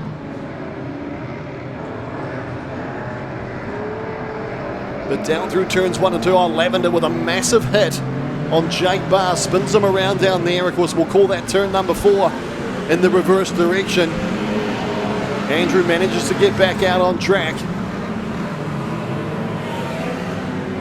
So plenty happening here in the first lap of the Battle of the Streetstocks. This is race number 4 of the weekend. And out in front, Mike Jones from Christchurch. Very, very handy peddler indeed. Musgrove in second place, man, he scored some points here last night, so he's in a great position out there at the moment. Then we go back to Marshall, Campbell, Adams. Illingworth gets spun down there onto the infield as the race leader comes past the control tower. Down the inside of Ben Jenkins, Musgrove goes through as well. Lavender down to the infield, car number 555. Jones down the inside of Jake Barr. Musgrove still giving chase at the moment. Around turns 3 and 4. Paul McDonald, earth moving corner. Jones about to pull just then behind Finch. Car number 2. He's going to loop it down there. Musgrove will be hoping he doesn't go into him. Manages to stay away. Braden Adams up in 3rd place. He's moving his way through as well. Campbell's there as well. 18 months ago, it was that Campbell last raced that car, so he's doing a good job out there. Currently in 4th place, and we go back to Clay Marshall. Cody McCarrison, your 2NZ, working his way up now as well. He's in 6th place. Sean Andrew with trouble down on the inside of turn number 1. His car steaming up down there. So Jenkins goes through, Campbell behind him, then the race leader, Mike Jones. Illingworth on the outside of Ryan Musgrove. Then we go back to Braden Adams. Adams, your Otago Street Stock champion, looking pretty racy in the mid stages of this one here. We're 6 laps into race number 4 of the weekend for the Gillies Contracting Battle of the Streetstocks. Here comes Adams having a look down the outside of Musgrove. This is for position 2 and 3, and the race leader just up ahead of them. Campbell, he's up there with the leaders at the moment. He is a lap down. Sean Andrews managed to get going again now as well. He's come back out on track. So Campbell goes to the outside. Jenkins, in fact, there's going to be a change of lead here. So Adams it is, has gone right round the outside of Jones. Jones has got issues. He's going to head down to the infield. Jenkins is down there too. So's Lavender. So some big hitters in this one here. Parking up down on the infield. And that's the thing with this competition. You really need both cars to finish. You've got to bank those points. So Adams leads. Powers off down the back straight. Past Phil Johnson. Jaden Cron comes through. Cron's got Finch behind him. Constable there. Jake Barr, that rear boot of his car flapping around there. He's got Steve Dryden on the inside in the wagon there. Then we go back to Marshall. Kennett there as well. He gives Marshall a bit of a flick as the race leader Adams goes down the inside of Adam Stewart.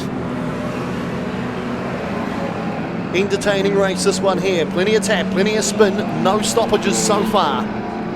Musgrove comes through. He's holding second place, but he's under pressure from Cody McCarrison, the 2NZ. Campbell finds himself parked in a direction that he doesn't want to be parked in down there between turns 1 and 2, and it'll feel like an eternity. He'll want to flick that car around and get back going the right way. There's a bit of a gap there now. Manages to spin round just behind Soper. Checkered flag out though, and a race win goes the way of Adams, car number 475. Some good points for him. He didn't really feature at the top end of town last night, but of course he's right up there in points for the night 1 standings. But a nice drive. Braden Adams found his way through, got past Mike Jones partway through that race when Jones run into issues, managed to also dispatch of Musgrove. So Adams takes this one here out. Musgrove in second place, car number 9. Your 2NZ of Cody McCarrison home in third place. Corey Schumacher did well. He got himself up to 4th. Kerry Campbell in 5th. Cody Finch in 6th. Then we go back to Alan Finch, your 1NZ in 7th place. Shane McCarty in 8th place. Scott Palmer 9th. Rounding up your top 10, your 3NZ, Steve Soper.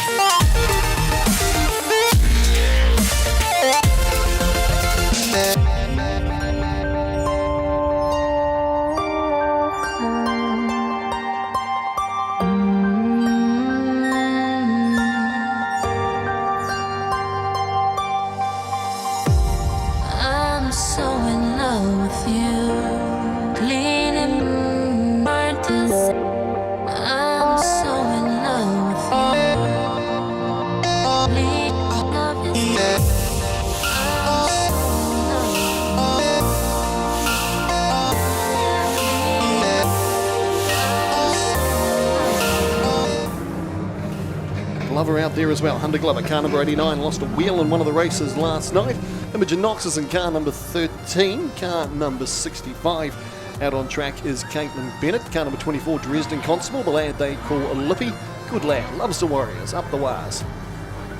Car number 10, Blake Fox Miller, behind the wheel of car number 10. Lycan Cuff behind the wheel of car number 38. Max Kemp in the 36 machine. As we go racing, Caden Race has completely missed the start in this one here. Car number 49, he's a sitting duck down the main straight. Man, I thought Blake Fox Miller was going to give him a nudge when he got to the end of the straight, so he's managed to get whatever that issue was sorted again. He just needs to watch coming back through the field, but Richardson got on the loud pedal. He would have wondered where Caden Race had disappeared to. So Richardson leads this one here. Cruz Soper off to a solid start. He's in second place. Then we go back to Kiddo and Robertson. Watch for Max Kemp to work his way through as well. Caden Race is just behind him at the moment.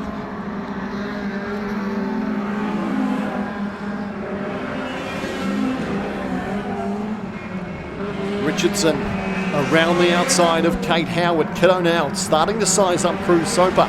They head side by side down the back straight. Lockie Robinson ready to pounce. Kyan Green's right there. Then we go back to Isaiah Stretton. He's got Max Kemp behind him. Glover, Caden Race, Aiden heads. Then we go back to Blake Fox Miller. Car number 73, Ashley Bennett, starting to work her way through in this race here now as well. Then the 77, Machine of Nicolau, also looking pretty racy midway through this race. So Max Kemp powers out of turn and number 2. He's got Glover and Stretton between himself and Caden Race. The race leaders down the other end of the track. The Wallistown Motors car number 53 doing an absolute number on the field here at the moment. He's going to tuck in behind Riley Whip. Great looking car, this car. Whips the wheat green Civic down there in Lammermoor Station. Kiddo looking racy. He's on the outside. He's the fastest man on track. 19.977. The lap time there for Kiddo. So he's finding some real pace in this one here. He's in second place, chasing down the race leader.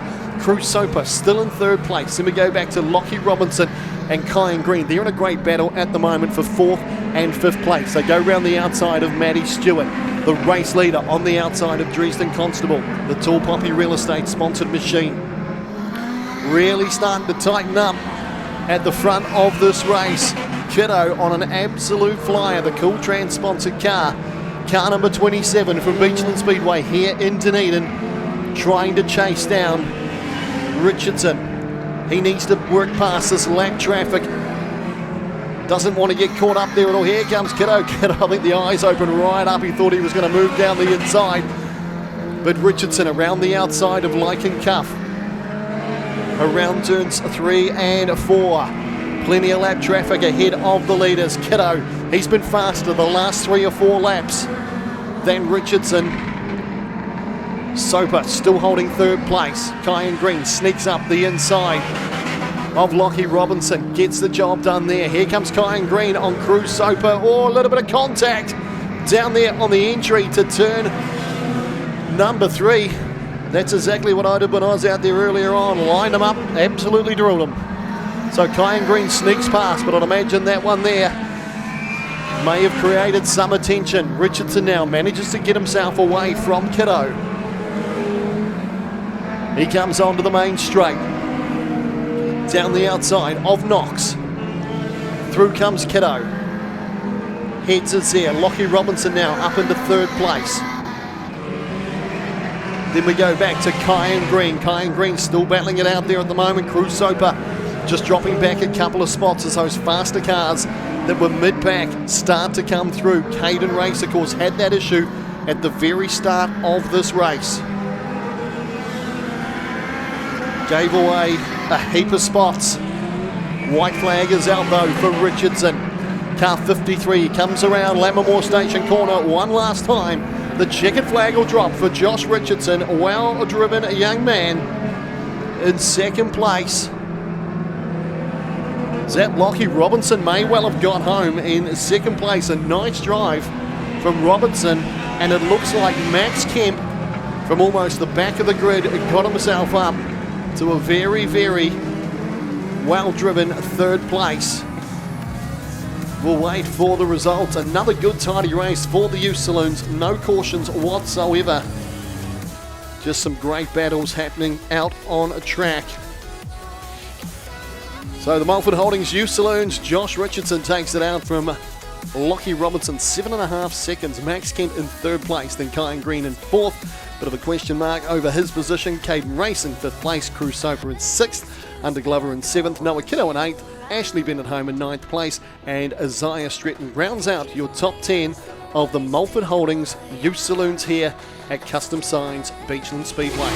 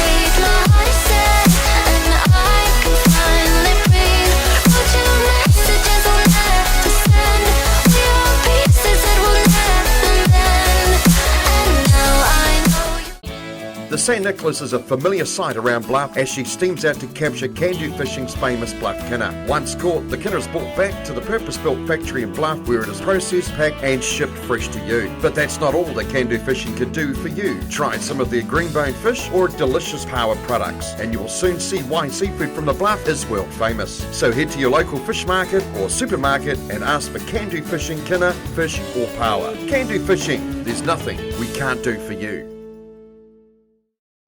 Are you building a new commercial business or home? Or is it time that your existing premises had a repaint anywhere in the South Island? Then Anderton Decorators have you covered. From floor to ceiling, wall to roof, Anderton Decorators offer the latest techniques, equipment and technology to make even the hardest tasks seem simple. Anderton Decorators also has the expert team to take the frustration out of your next project. Call Shane today on 027 Painting. That's 027 724 6846. Anderton Decorators. We have you covered. Alrighty folks, welcome back to Custom Signs Beachlands Speedway. Out on track at the moment we see the stock cars lined up down there. Pretty sure we're going to head down the pits at some stage and Jason's got a couple of drivers down there he wants to have a chat to. But in the meantime, race number 2 of the afternoon of 4 stock cars. Pulls them on the front row of the grid. Nico Tahuta alongside him.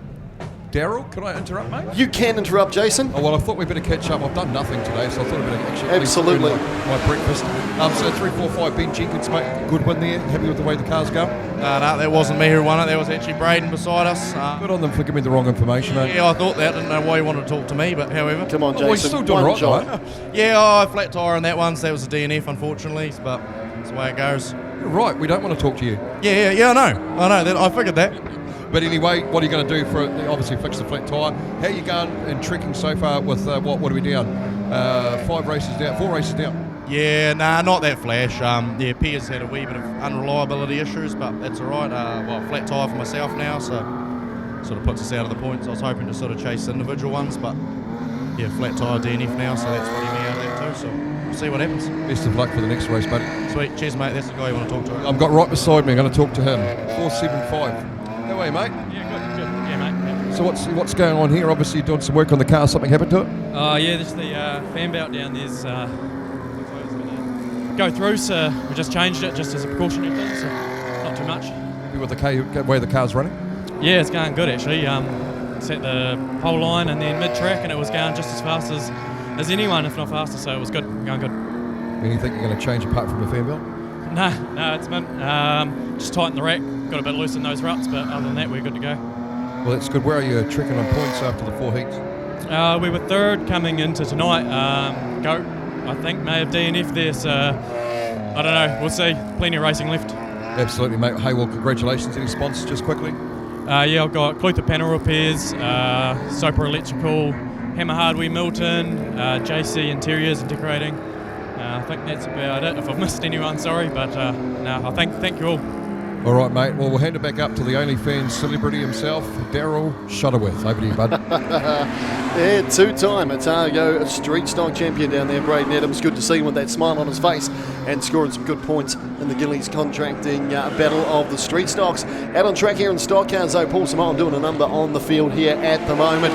Stephen Thompson holding second place, giving chase just like he did in heat number 1 a wee bit earlier on tonight. Bailey Mitchell parked up on the infield to trouble for him, and Scott Casey heading down to the infield as well. The EnviroWay sponsored machine, bit of a backfire as he goes past there, so running like a bit of a dog at the moment is Casey's machine. Nico Tahuta, car number 75, down past the control tower. Good to see young Nico out here cutting some laps tonight in the stock car. So Simon heading down the main straight here.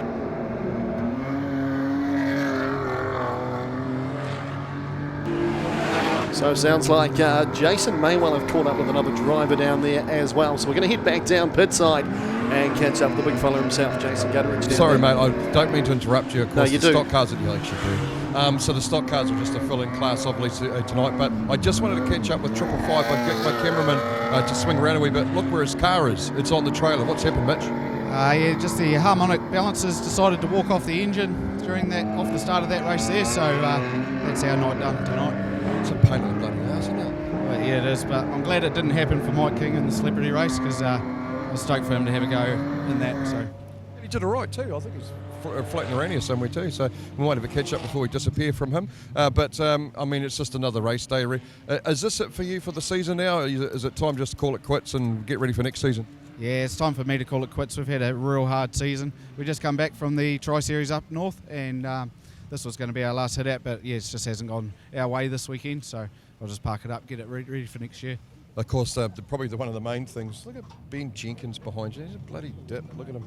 And of course, at the end of the day, at least you didn't take it all the way to the North Island and screw it up there, eh? Yeah, that's right. I'm happy for stuff like that to happen here at Club Home instead of when we're away, so all good. All right, well, you want to thank your sponsors? Yeah, Todd Engineering and Megan Turbo Dunedin. Shout out to them and all the other Streety boys for coming down and getting into our event. It's awesome. Good stuff. Right, while we're here, we might as well catch up with Mike since he's here. Afternoon, Mr. Mike. Hello, how are you? I live in the dream. I was a bit late to the show, actually commentated your race, and I seen that you did actually not too bad. Now, I did watch some banter online on Cockpit Media between you and Case Muse, and you did show him your ass. Yeah, well, I did, brother, and right on that last corner too, I ran right up his ass when I lapped him. That was good, and of course now the bragging rights goes to you now, huh? No, I still only came second, bro, so I'm still having nightmares about that last corner, 100 to go. Same thing happened at Waikaraka Park. So I've still got a lot to learn. I think the key to good racing is keep your foot down right to the end, isn't that right? Well, I think so, and as long as you just keep turning left at the end of every corner, you're doing pretty good. But, bro, the most disappointing thing for me is I watched the brother racing my car and he broke it. I cannot believe someone needs to learn how to drive. Absolutely, you should have given him some tips before he went out, and otherwise he wouldn't have had to put it on the trailer, huh? That's right, my bro. It's a great car. Looking forward to racing again next year. We'd love to have you too, and I just want to reiterate while we've got you on camera and everybody's watching, we are here for I Am Hope tonight, and I've been a big supporter of it. Actually, to be fair, we've always done some fundraising with the club and our live streaming company and stuff, and we just want to keep expanding this. I Am Hope's really important part of our lifestyle here in New Zealand, and we've got a lot of people out in the crowd tonight. We've got a lot of people streaming tonight. I'm going to get my crew to put up the QR code, so now if you're at home, go up to your TV with your phone and just hold it up to the TV on the QR code, and it automatically donates $3 to I Am Hope. What do people need to do here? Oh, look, this meeting tonight, it's not always about money. You know, everyone's always got their hand out. For us, it's about awareness as well. We've got our Gumboot Friday service out there for any kid 25 and under. Go to gumbootfriday.com. Get a free counselling session if if you're stressing about any little things. Let's talk about little things, fix little things before they become big things. So, yeah, no. So, just want to say again, a huge thank you to Beachlands, a huge thank you to Gareth, and the biggest thank you in the world to all the drivers who let us morons drive their cars. That was a real privilege. Absolutely. And of course, I mean, I suppose, going back to the awareness and stuff, it's all about having that conversation, isn't it, Mike? If you're feeling like, things aren't in control, there's obviously text messaging services you can text to. What's your sort of thoughts around that? Well, so the biggest problem that we have is my generation, our generation, who are constantly standing in front of our kids and pretending we've got our shit together. I mean, if you're a kid and you're going through problems, but mum and dad are pretending they've got it all together, or their friends have got it together, then they start thinking, well, it's just me, it's just me, it's just me. If you're a parent watching this, stop telling your kids what to do and start showing them what to do. If you want your kids to talk about problems, talk about your problems and show them that that's how you deal with issues. By holding it inside and pretending that you've got to show no fear in front of your kids, you're actually doing the wrong thing. So don't tell me, show me. Absolutely fantastic and wise words, mate. But hey, I mean, it's just awesome that you came down. And once again, all these people that are out of their comfort zone, these drivers that we've just plucked out of nowhere, basically, they're all local celebrities, yourself, and obviously Daryl Shuttleworth, the legend that is Daryl Shuttleworth, the commentator.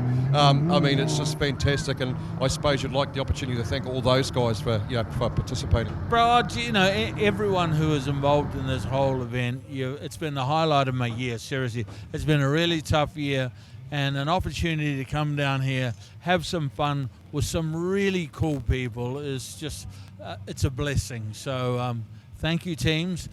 Sorry to all the celebrities who didn't win. I bet you're not sorry. No, I'm not sorry. They might need to talk about it. Well, look, I was watching Case Muse, Ricky Flutie. These guys are more disappointed about this than winning some of the biggest rugby games they're in. They're all in there going, oh, when he come up, I should have gone another, I should have done that. Yeah, coulda, shoulda, woulda. See you next year, loser. All right, hey, thank you very much for talking to us, Mike. It's always a pleasure, and we look forward to seeing you again next season, and best of luck with everything going forward. Can I give a big shout out? This is Riley. Riley gave me all my tips before we went out racing. He told me the line that I should be on. He told me when to brake. He told me when to accelerate. It's these kids here who are the future, not only of racing, but are future leaders in our country. So thanks, Riley. Appreciate you, my brother. What tips did you give him? Nothing.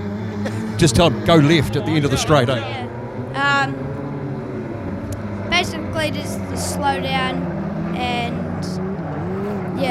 Stay high. And stay high in the middle. And beat Case Muse. Good stuff, man. Let's say thanks, Riley, mate. Awesome. And once again, Mike, thank you, mate. Really good talking to you. Righto, folks. Daryl, the celebrity that is Daryl Shuttleworth. Yeah, well, I'll tell you what, Mike King and Scott Witherill, they were bloody lucky they started about half a lap ahead of me because I would have caught them. Daryl Shuttleworth's telling me that you're bloody lucky, right? That you started half a lap ahead of him. He reckons he would have just smoked the crap out of you. I'm yawning now. I'm yawning, Daryl. Next year, brother. Next year, brother. Saying next year, brother. Next year. Next year I'll be 2 laps in front of you, my brother. There's some fighting words there, Daryl. Yeah. I'd love to see this, mate. Excellent. Best Good of on luck. you, Mike. Good on you, Mikey. So, 6 shooters out on track, of course, their second race of the afternoon, folks. Mike King, what a character and an absolutely fantastic ambassador for I Am Hope. So Adam Evans out here at the moment. He picked up a win in race number 1. He's managed to get to the front of this one here. Of course, it was car number 84, Josh Livingston, that led from some time. Mason Whelan up in 3rd place. He's the Southland 6-shooter champion. He's got Danny Livingston behind him, chasing hard at the moment. Then we go back to Sanford and Crichton, of course. They had that bit of a coming together at the start of this race, which brought out the caution. Crichton managed to get restarted and back out on track, but they find themselves back out there again, battling it out side by side down into the Paul McDonald earth moving corner. So Evans at the moment just cruising. You can see him going around that pole line there as the checkered flag comes out. Evans takes this one here out. Josh Livingston, car number 84, home in second place. A nice drive by Livingston, and Mason Whelan.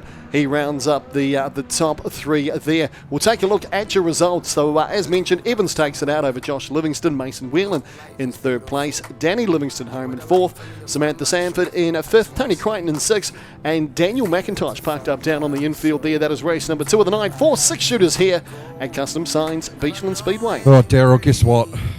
What's that, mate? Goober's out. He's got a car that's he's been going so good, as we've noticed, and the 6-shooter has decided that it doesn't want to go. He's got Matt Anderson down here working on the car now as much as he can, and he's trying. Goober's trying to run away. We've got it sorted out yet, Matt?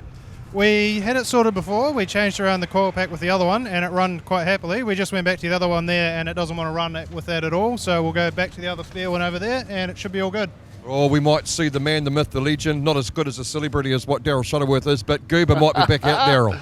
It'd be good to see Goober out there. I mean, he had an absolute turnaround weekend last weekend at Central Motor Speedway, and you did a bit of counselling with him and got him out on track and a bit of positivity into the guy, and he was absolutely flying. So it'd be really cool to see Goober back out on track. Okay, well, I'll keep you updated with what's going on in the pits there, Daryl, with him, but they're going to change the core pack over. So seemingly when they had his core pack, and it started at Cromwell actually, and you would notice that he was off the pace a wee bit at the Easter meeting there on the Sunday, and then they've only just worked out what the issue is. He thought it might have just been some crook plugs or whatever, putting new plugs in it, done the whole Worksburger, and on the back of the V6 Commodore engines, the Holden engines, they got a coil pack, and it's got three coils on it, a couple for each cylinder, and we've found out that this whole coil pack, we thought it might have just been one coil, but apparently the whole pack is knackered. So we'll see the 7i car back out again, the auto windscreens machine. They're working away frantically here.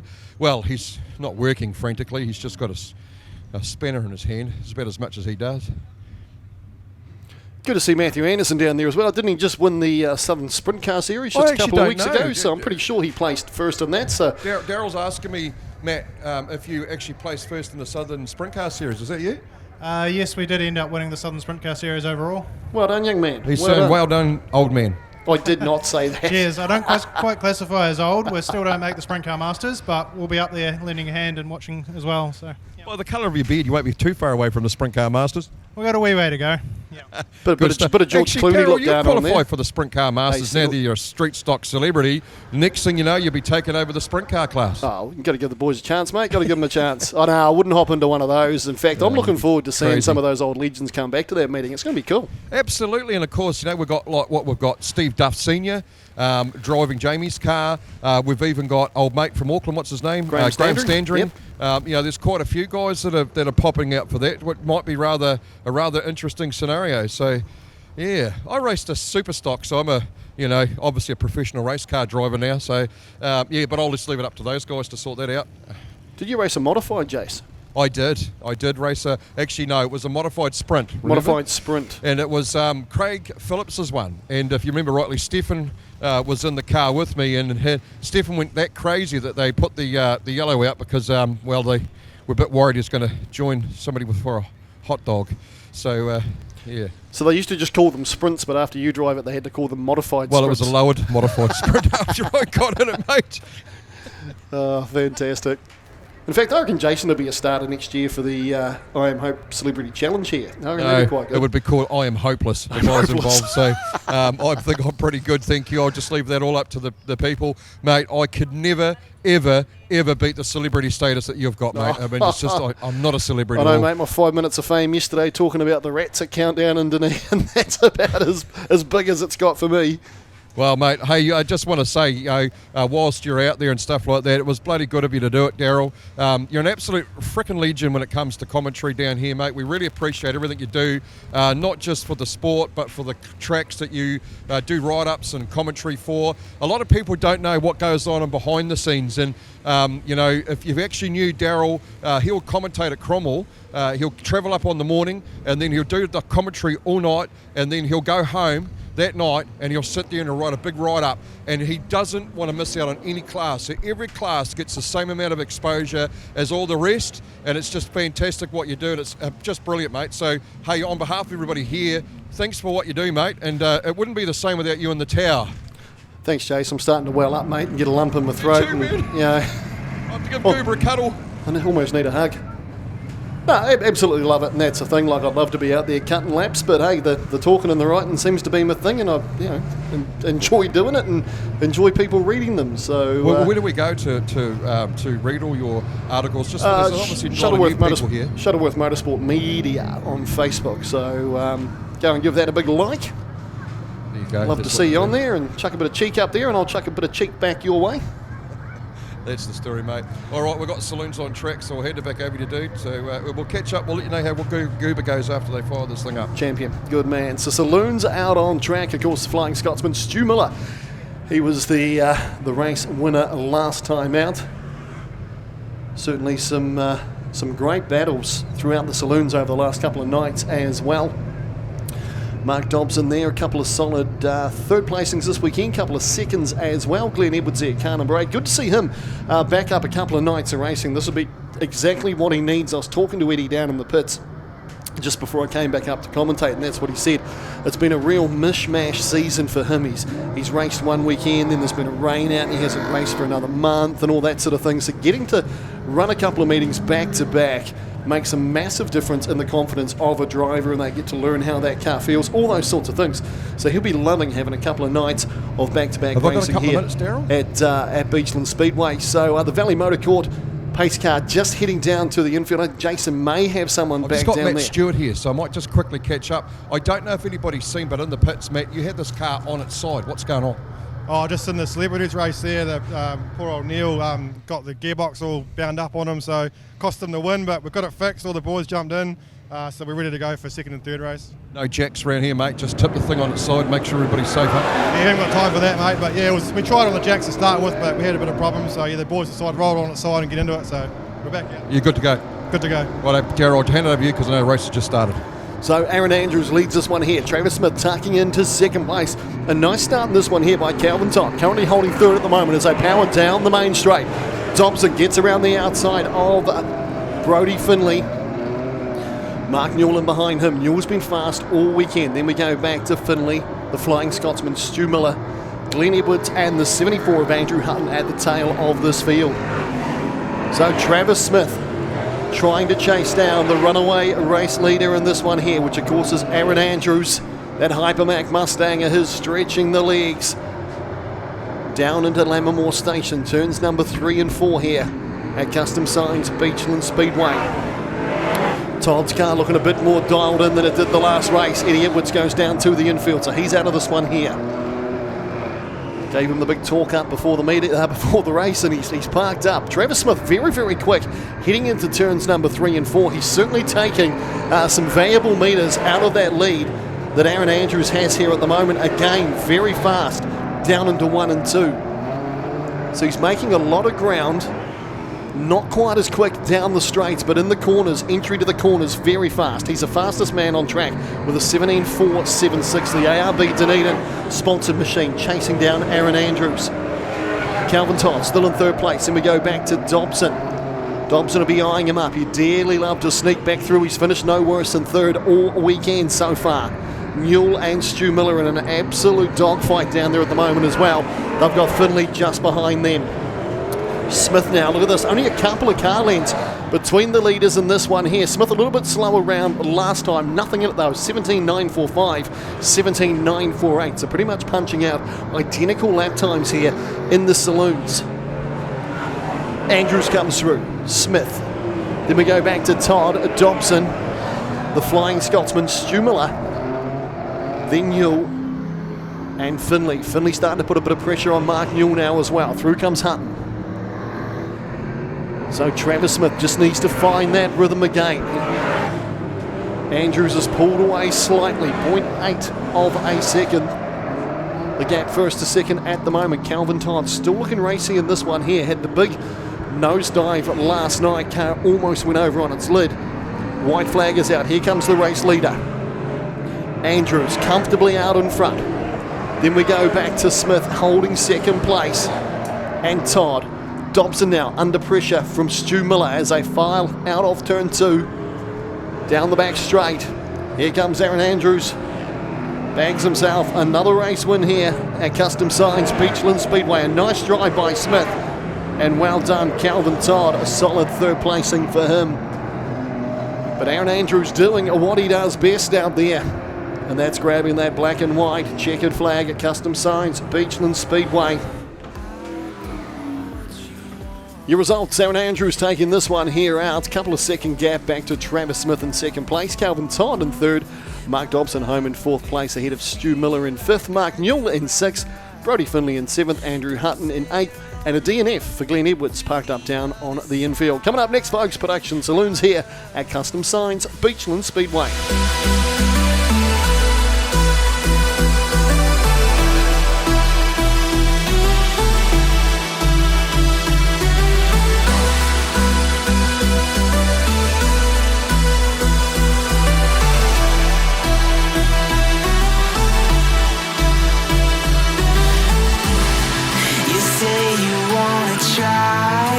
But you never do.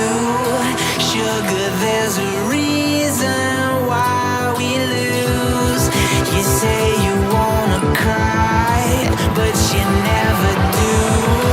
Sugar, there's a reason why we lose.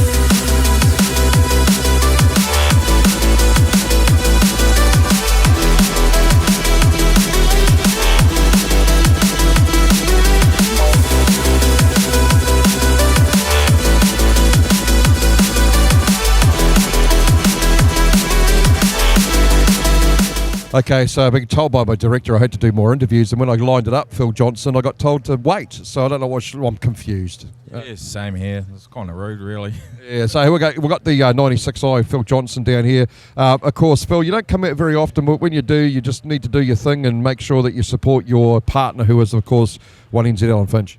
Yeah, it is Alan Finch tonight. I lost my partner last night due to an incident, and he's okay, and so is everybody else, which is pretty special. It's good to be up with Alan again. I've done it before about a month ago. It's pretty cool. Absolutely, mate. And how are you trekking? I'm doing all right. I'm finishing all the races. Get the occasional flat tyre. I've only had one, so it's not bad. Yeah. Enjoying yourself, man? Absolutely. I'm a happy place, mate. Absolutely, mate, and you're doing a pretty good job, and that's all it needs to be. Just support the man that's got the speed and you just sort of do a bit of blocking. Is that the tactic? No, I've got just as much speed as he has. It's pretty cool. Oh, that's good, mate. Just working together and doing teamwork. That's what it's about, and see where you come. Do you know where you are sitting at the moment? Yes. Where? High. Doesn't want to say because I don't want anybody to listen and take you out, eh? Absolutely. That's what it's all about. Tell us about the car XF Falcon. So who's your sponsors and stuff in it? Just really sponsor myself, really. I've borrowed the car off Scott Lyons and his partner, and I've run it all year. It's been a privilege to do that, and they've been really good to me, and so has Invercargill Club. So yeah, it's a fiend in it. It's good. Good stuff, mate. Well, we'll let you carry on. We're going to go and try and catch up with Kerry Campbell. That might be interesting. I'll catch up with Finchy shortly. That'd be awesome. He's a good guy. Right, let's see if we can find him. Just while we've got some time, there's Stephen Lawrence. I should catch up with Daryl's dad while we're here. Oh, Phil's looking absolutely ecstatic. Yeah, see, well, here he is. So, I think he is actually. I think he's in, like you said, I think he's in his happy place. There's a fine line between whether he's angry and ecstatic. Oh, look out, here he goes, Mr. Campbell. It is Kerry Campbell, mate. How are you? Good. It almost feels like it's been years since I spoke to you. Probably has been, actually, eh? Where you been? What's the story? Why now? Why have you come back out now? The club just rang up and needed a competitor for the weekend to run for an out-of-towner, so we decided to get the car finished and come out. You just so happen to have a streetie sitting in the shed, just so happen to be able to finish it, and just so happen to be here, which obviously everybody's pretty appreciative of. Yeah, no, anything to help the club out, eh? And we all got stuck in today and got that fence and everything fixed, and so we can put on a good show tonight. So I'm sure all these people that are here tonight appreciate the efforts that the Streetstock boys put in to make sure that this meeting did go ahead. We were very lucky last night. There's no two ways about that. But where are you sitting on the points at the moment, bud? I don't really want to put it out over top of here, but you must be up there now, yeah? Yeah, we're doing all right. Okay, well, we won't say anything, and of course, obviously in respect to these guys, obviously they're at a certain position. They don't want to be taken out from that position if you're a bit high up, eh? Yeah, no, that's right, eh? But we'll just go out and run, eh? But if it all turns to shit, then No, I'm going to be in the middle of it. Okay, that's all right. Just quickly, going to start racing shortly. Who's your sponsors, bud? We've got Francis Motorcycles in Matera and Crookshank Helicopters from down in Gore. Good stuff, mate. The race has started. I better hand it over to Darryl. He's a celebrity now, so he cries if you don't hand things over to him quickly. Thanks, Jason. That was good. Mr. Campbell didn't take the bait when Jason was trying to take the PI double fives. Niall Brooklyn going out to the wall there. Tyler Calphone. It's amazing when a car goes out the wall, how many cars follow them, watching the car in front of them. But out in front at the moment, car number 22, Tristan Billmore Mason, with a handy lead here at the moment. A nice start in this one here too, also for Maya Johnson. Currently in second place, being chased by Max Fleet, car number 61. Ricky Pilley working his way to, it looks to be Niall Brooklyn up the inside of Tyler Calxon. Picked up a position there.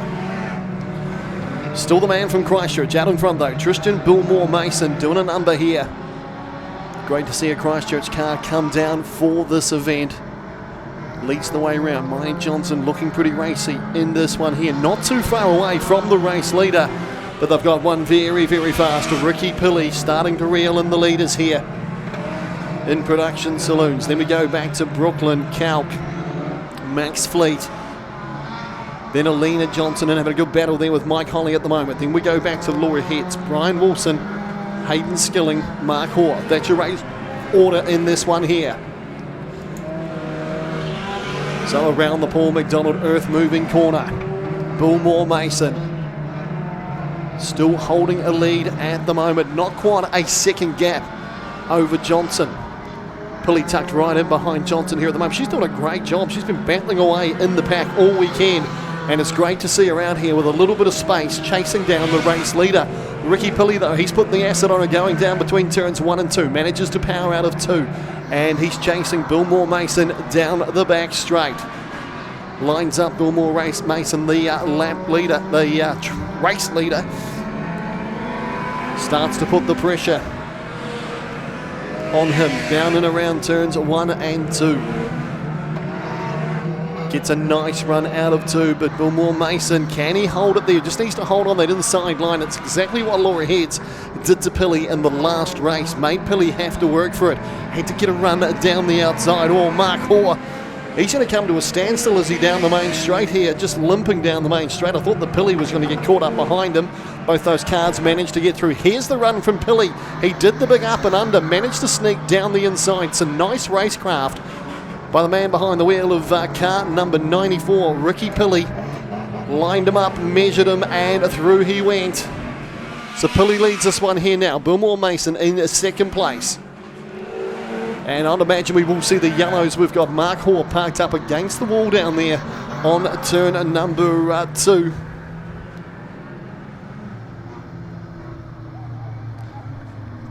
So we're going to head down to the pit area. I've been told that Jason's going to do an interview with one of the Albert Einstein's brothers, and I would imagine he's probably talking about Steve Dryden. But that's probably about right. But what I want to do, I just want to give you, Darryl, I'm not sure if you know, a history lesson. Do you remember the Titanic in 1912?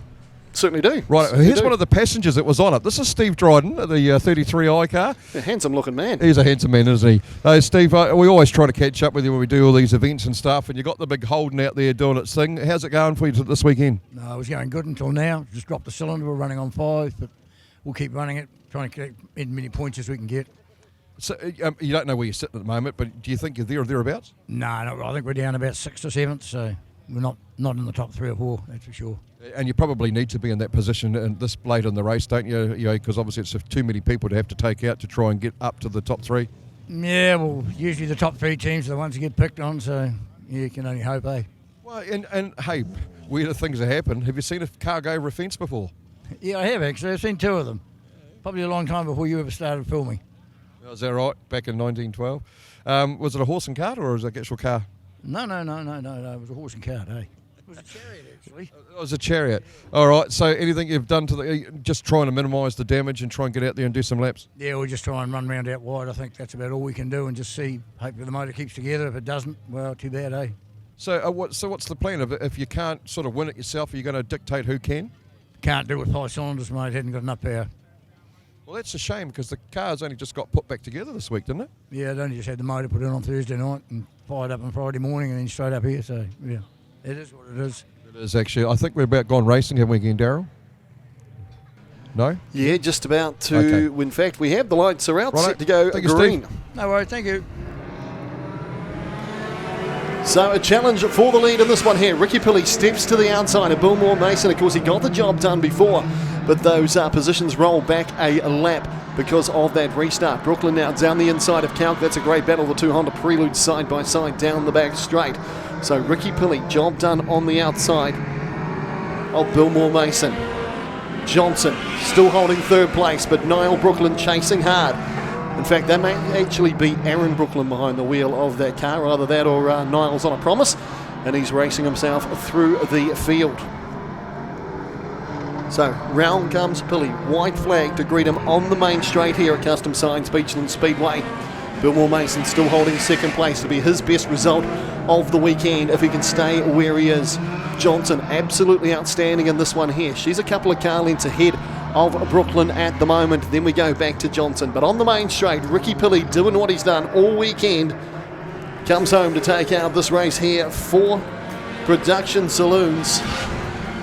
In second place, we see the 22 machine of Billmore Mason and a well-driven race by Maya Johnson getting herself up into a third place. So just the one caution in that one there. Of course, Mark Hoare having that bit of a stoppage out there for a mechanical drama. So we'll take a look at the results. Ricky Pilley taking that one there out. Tristan Billmore Mason in second place ahead of Maya Johnson. Niall Brooklyn up in fourth place. Alina Johnson in fifth. Laura Heads in sixth. Max Fleet up to seventh. Mike Holly in eighth. Hayden Skilling in ninth. And Brian Wilson, car number 7, gets home in 10th place. Coming up next, looks like we've got another heat of youth saloons about to hit the track here at Custom Signs Beachlands Speedway.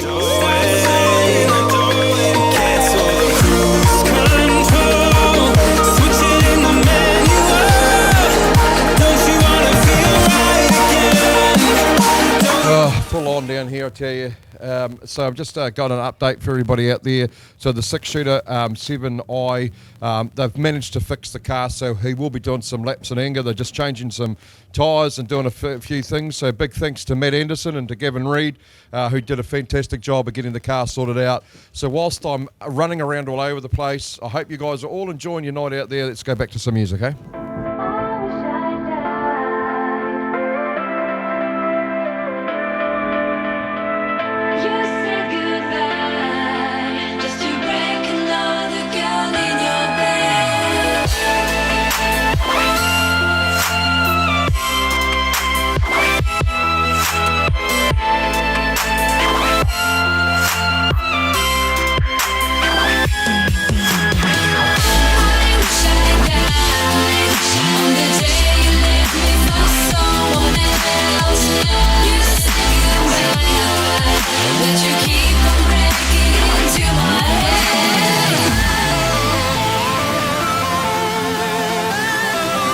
Lights are out and we are ready for a race start. So looks like Bennett on the outside of the front row, Kate Howard on the inside as the green flag drops here.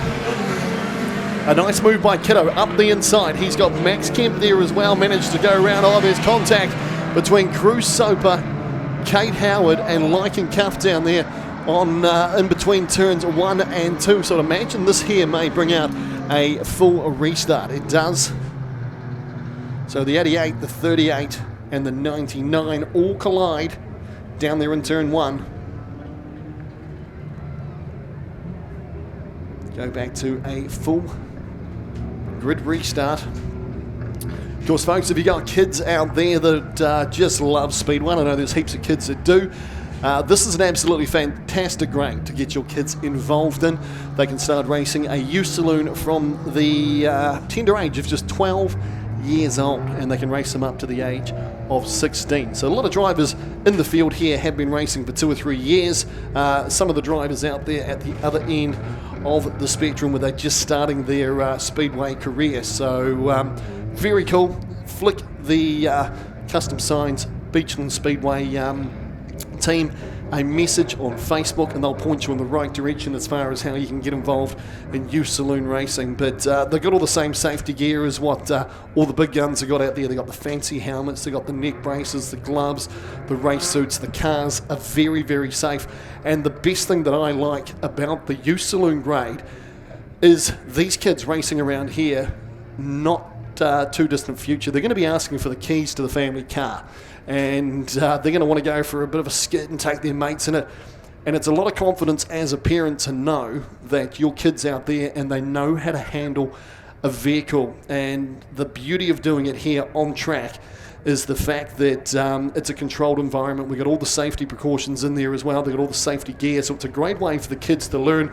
And it's not just youth saloons, it's also the youth mini stocks that a number of clubs throughout the country run as well. I know back when I used to race 28 odd years ago, there was nothing for kids. They had to go karting or something along those lines, and we've been down that track. My boys did karting, and it's bloody expensive. Youth saloons, not so much. You can pick up a car pretty cheap, kit it out, and go racing. The bang for buck in this grade, absolutely amazing. So parents, if you've got a kid out there between 12 and 16, this is the grade for you. Kate Howard on the inside, Bennett on the outside, set for a race restart here. Pretty untidy, a massive gap mid-pack there. It's going to make it hard for some of those faster cars wanting to come through. So an untidy start, but it's Bennett that leads them down into turns 1 and 2. Kiddo and Kemp, exactly the same as that first start, off to an absolute flyer. Kemp right down the outside. Crusopa, he comes to the infield, right front on his car, dead flat, caused by that incident.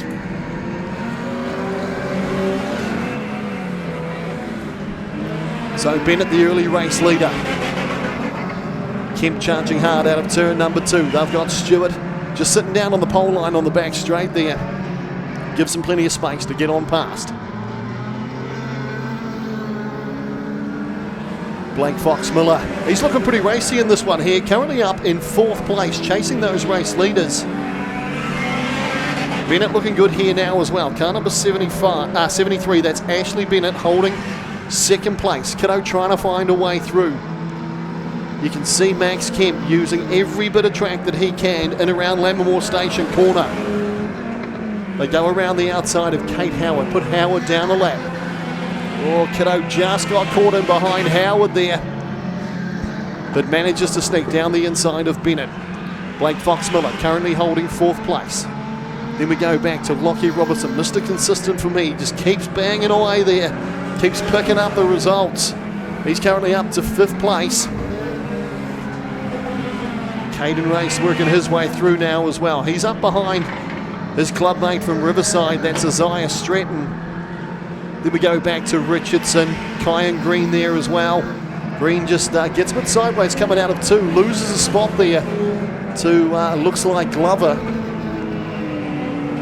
Still Kemp though, in full control of this one here. A lot of lap cars up ahead of Kemp though, so this is where things may get interesting. Kemp will want to get past here. He'll want to thread the needle. He'll want to get past as quickly as he can because he's got Kiddo and Bennett both chasing. Kemp around the outside, Powers out of 2. Kiddo just in behind Whip. Whip's been impressive as well, looking a whole lot faster, race in, race out. Kyan Green goes to the infield. Glover goes to the infield. So we've lost a couple of cars. Retirements down there at the moment. Kemp still leading. Then we go back to Kiddo, car number 27. Then Bennett. Then Blake Fox-Miller. He's under pressure at the moment from both Lockie Robertson and Caden Race. Big puff of smoke coming out of Kiddo's car, who's currently in 2nd. We'll need to keep a bit of an eye on that. That car's smoking pretty bad by the looks of it. Bennett's certainly making ground on him in 2nd place. You can see how quick she is. She goes right down into turn number 3 and 4. Really starts to make a lot of ground. Ty Nikolai, car number 77. He parks up down on the infield now as well. So bit of a race of attrition for some of these youth saloons. Certainly packed in a lot of races so far this weekend. In fact, that smoke from Kiddo's car actually isn't costing him any time at all. It may just be a bit of a tyre rub or something because he's starting to catch the race leader. Max Kemp just up in front of him. So Kemp starting to fall back slightly. Here comes Kiddo challenging for the lead down the back straight. White flag looks like it's being prepared to come out as Kiddo and Bennett start to put pressure on the race leader, and Kiddo, big puff of smoke, loses a lot of ground there, manages to get back out on track. So can Bennett put the pressure on Kemp? The white flag is out. Kemp set sail down the back straight. Around turns 3 and 4. Bennett tucks in behind for one last crack at the race leader, but won't get it done. Kemp takes it out, a nice drive. Bennett home in second place. Kiddo looks like he's fallen down the order, so trouble for car 27. It may well have been Caden Race that got home in third place. We'll wait for those results to be confirmed. But once again, the Mulford Holdings Youth Saloons. Very, very good race. Good tidy race, just that one restart a wee bit earlier on. So Max Kemp takes this one here out. Ashley Bennett home in second place. Then we go back to Caden Race in third, Lockie Robinson in fourth, Joshua Richardson in fifth, Blake Fox Miller in sixth. Noah Kiddo dropped down to seventh place. Isaiah Stretton just behind him in eighth, Lycan Cuff in ninth. Rounding up your top 10, car 13, Imogen Knox.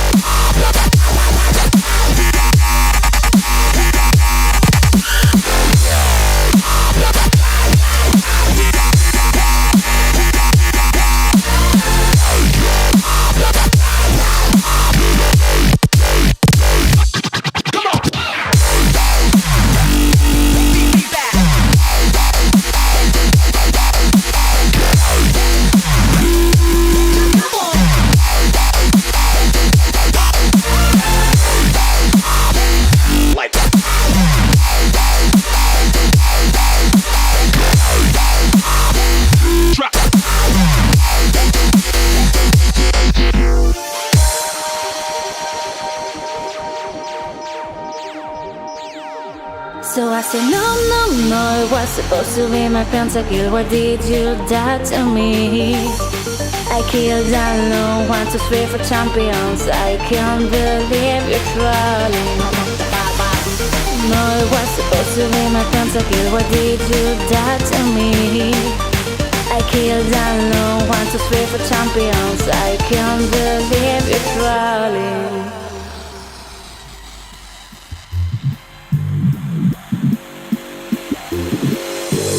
Alright folks, welcome back to Custom Signs Beachlands Speedway. Bit of a belter there on the old wireless.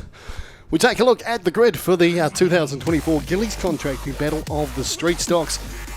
Front row of the grid we see Shaw and Jenkins shared out there. It's a pretty handy front row, pretty quick. Dryden and Cron from the second row of the grid.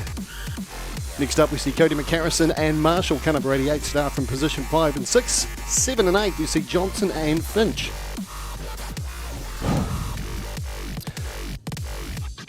Now, next time, to a car number 23, Kennett lines up alongside Shay McCarty, car number 29. Schumacher and Gillam share row 6. Row 7, we see Turner and Gillies, car number 417. Then we go back to Soper and Matt Stewart. Next up, we got Jones and Marshall. Of course, he had that DNF the last race out, position 19-20. We got Jake Barr and Mitch Lavender, car 555. But I think Mitch is actually out of this one here. Ryan Musgrove, Jacob Campbell, car number 9 and 94 from down in position 21, 22, 23. We see Adam Stewart and Cody Finch, car number 26. Ellingsworth starts from position 25, Finch on his outside, car number 18. Campbell starting car number 11 from 27th on his outside. We see Palmer, car number 315.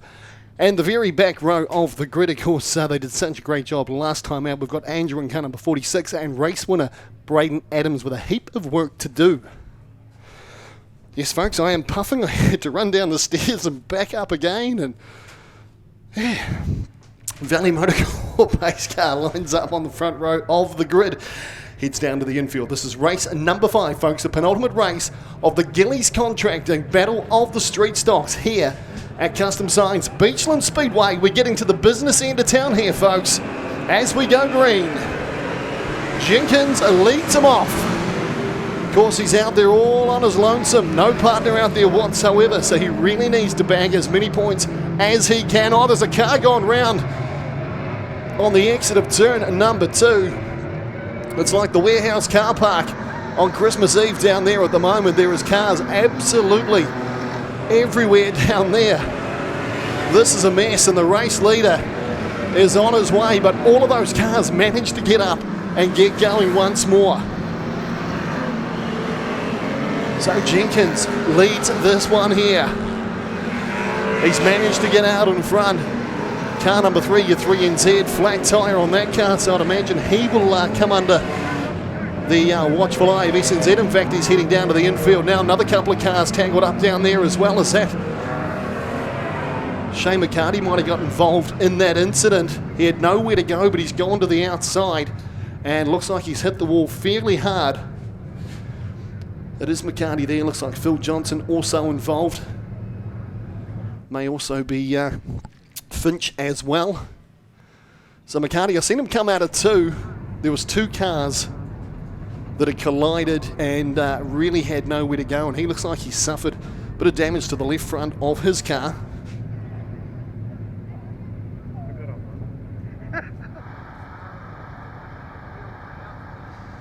Of course, this end of the series, you really need to have both cars finishing the race. So anyone parked up down there on the infield really giving away valuable points at the moment. Just taking a look at the replay, courtesy of the Pits Media, and yeah, there was cars scattered all over the place. There was probably about 4 or 5 cars actually stopped stationary down there, and Shane McCarty just with nowhere to go. So they'll sort his car.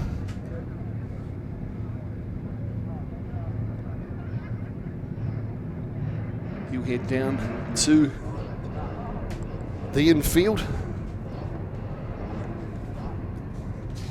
It was car number 29. He is teamed up with Dwayne Kennett, car number 23 from Christchurch. So they've had some consistent results over the last couple of nights. Not sure where they were sitting in the overall standings, but I would imagine they would have been somewhere near the top end of town, maybe mid-pack.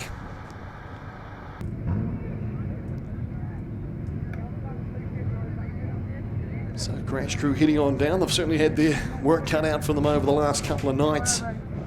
But of course that's what it's all about, is the battle of the street stocks. The comment was made 2 or 3 times today, and it was made last night as well, that South Island street stock racing, it is so damn aggressive, and they've put on an absolute show.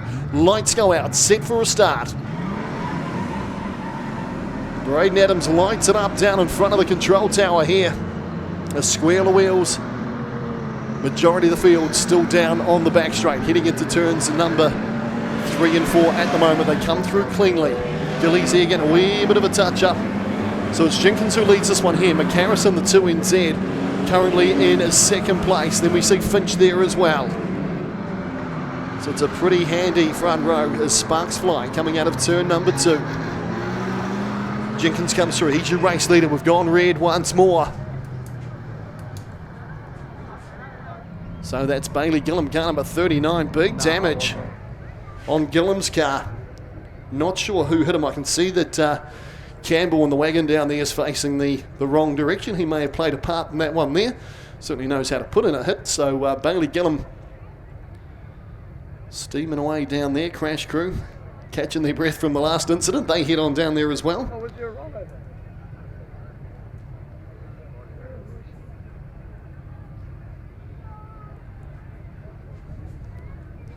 Of course, we are getting to the business end of town. There's drivers out there that'll have little targets on their back. Combinations trying to work themselves up the points table.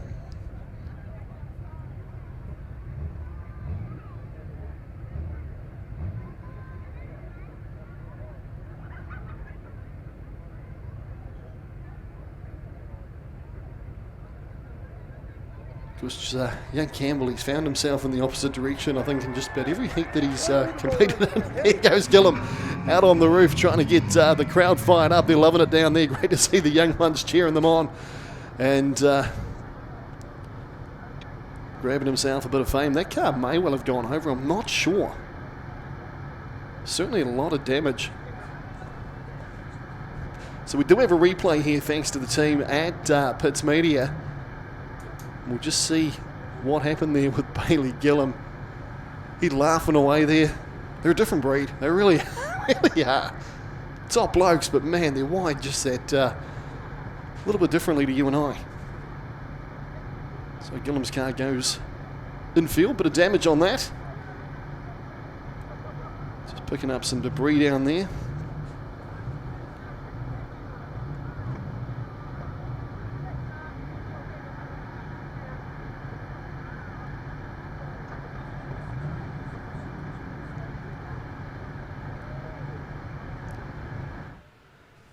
So just taking a bit of a look at the replay at the moment. So Campbell absolutely sent it. He spun out. I think Gillam started rolling. He actually went over a couple of times down there on the entry to turn number 3. It's like he just had a bit of a rut by himself and over he went. It's quite a bizarre rollover. So, of course, if you're out in the crowd there, folks, you don't get to see this, but it was a great view. Gillam come flying in to turn number 3. Got up on 2 wheels and went over twice. So did it all by himself. He wasn't helped whatsoever. Just a casual cruise into turn number 3 and finds himself having a bit of a double rollover down there. Hence the reason that the crowd got a bit excited when he waved his hands. And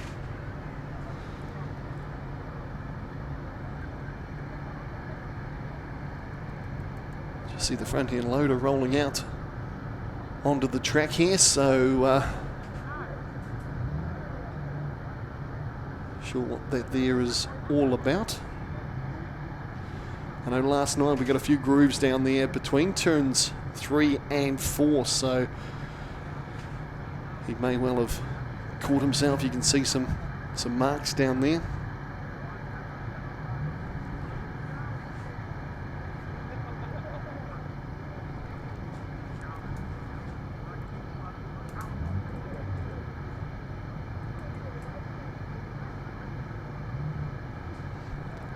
So young Campbell, car number 94, he's going to have to wait until all those cars clear him. And there's a fair few cars there. There's cars on the entry to turn number 3. We're set for a restart here. Gillies Contracting Battle of the Streetstocks. We go green. A few cars there just managing to avoid Campbell.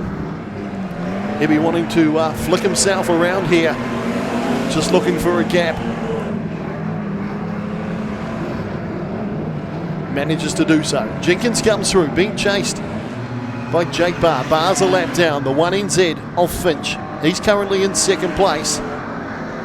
Then McCarrison in 3rd place, your 2NZ. So he's a wee way off the lead at the moment. Alan Finch giving chase on the race leader, who is Ben Jenkins. Picked himself up a race win here last night as well. Of course, his partner parked up in the pit area. Another car down to coming on the exit of turn number 2. So there's cars scattering all over the place here at the moment. Race number 5 for the Battle of the Streetstocks. Kennett tucks in just behind Finch. They come out of turn 2. Down the back straight they go. Jenkins still in full control of this one here. Matt Stewart at the moment. He's under pressure from the 46 machine of Sean Andrew. He's been right in behind him for the last 2 or 3 laps. Campbell up ahead of them as well. Stewart just out there banking as many points as he can. Schumacher to the infield now as well. Car number 77. So he struggled last night. His partner, a couple of DNFs. Ryan Musgrove, fastest car on track at the moment. He's been fast over the last couple of nights. He is car number 9 at 24.97 out there at the moment. So Jenkins, almost a 4-second lead over Finch at the moment. Car number 9 there, McCarrison, looking racy. He's got traffic in front of him, but he's trying to catch up to them and work his way through every point in each race at the moment. Absolutely vital. Jenkins starting to come under the attention of, looks like car number 15. Put him a lap down, but they're trying to get the race leader. Finch still holding 2nd place. Then we go back to the 2NZ of McCarrison, then Jones. Matt Stewart now up to 5th place. He's managed to get ahead of Andrews. A lot of smoke coming out of a couple of these cars down the back straight. White flag is out. One more to go. Jaden Cron's car, the car that's bellowing smoke out underneath there. Hope it was nothing I did. Illingworth there gets a bit of company as the race leader comes onto the main straight. Ben Jenkins, he's stoked. He weaves it down out of turn number 4 to take the checkered flag. Finch comes home in 2nd place as we look for the 2NZ of McCarrison home in 3rd. So one more race to go here in the battle of the street stocks. We'll take a look at our race order. Look at Jenkins, he's still chucking it sideways all around the place at the moment. Almost makes contact with Kennett on his warm down lap. So battle of the street stocks, race 5, done and dusted. Certainly a great race. There'll be a number of running repairs down in the pit area as we take a look at your top 10. Ben Jenkins takes this one here out. Almost a 4-second win over Alan Finch in 1NZ. Cody McCarrison in 3rd place. And we go back to Mike Jones in 4th. Sean Andrew in 5th. Matt Stewart got himself up to 6th place ahead of Braden Adams. A good finish for Adams. Remember, he started at the back of the field. He's 7th. Ryan Musgrove in 8th. Cody Finch in 9th. And Clint Gillies in car number 417 rounds up your top 10. Fastest man on track, Alan Finch.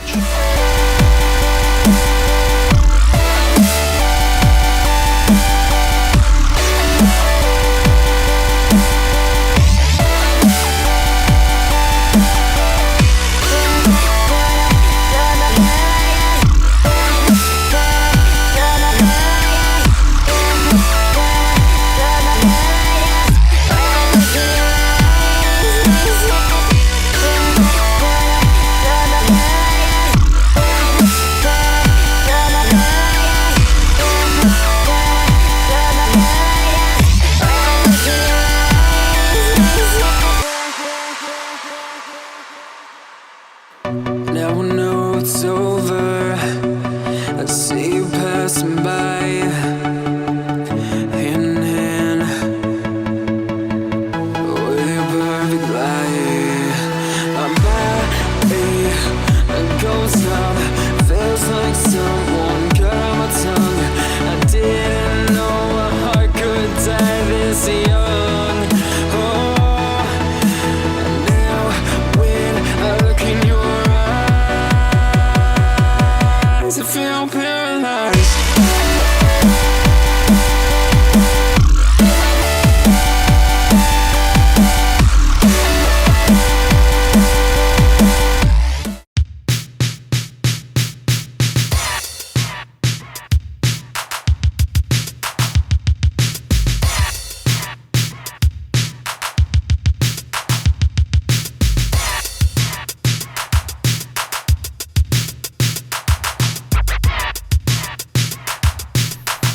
At wholesale tyres in Whakatane.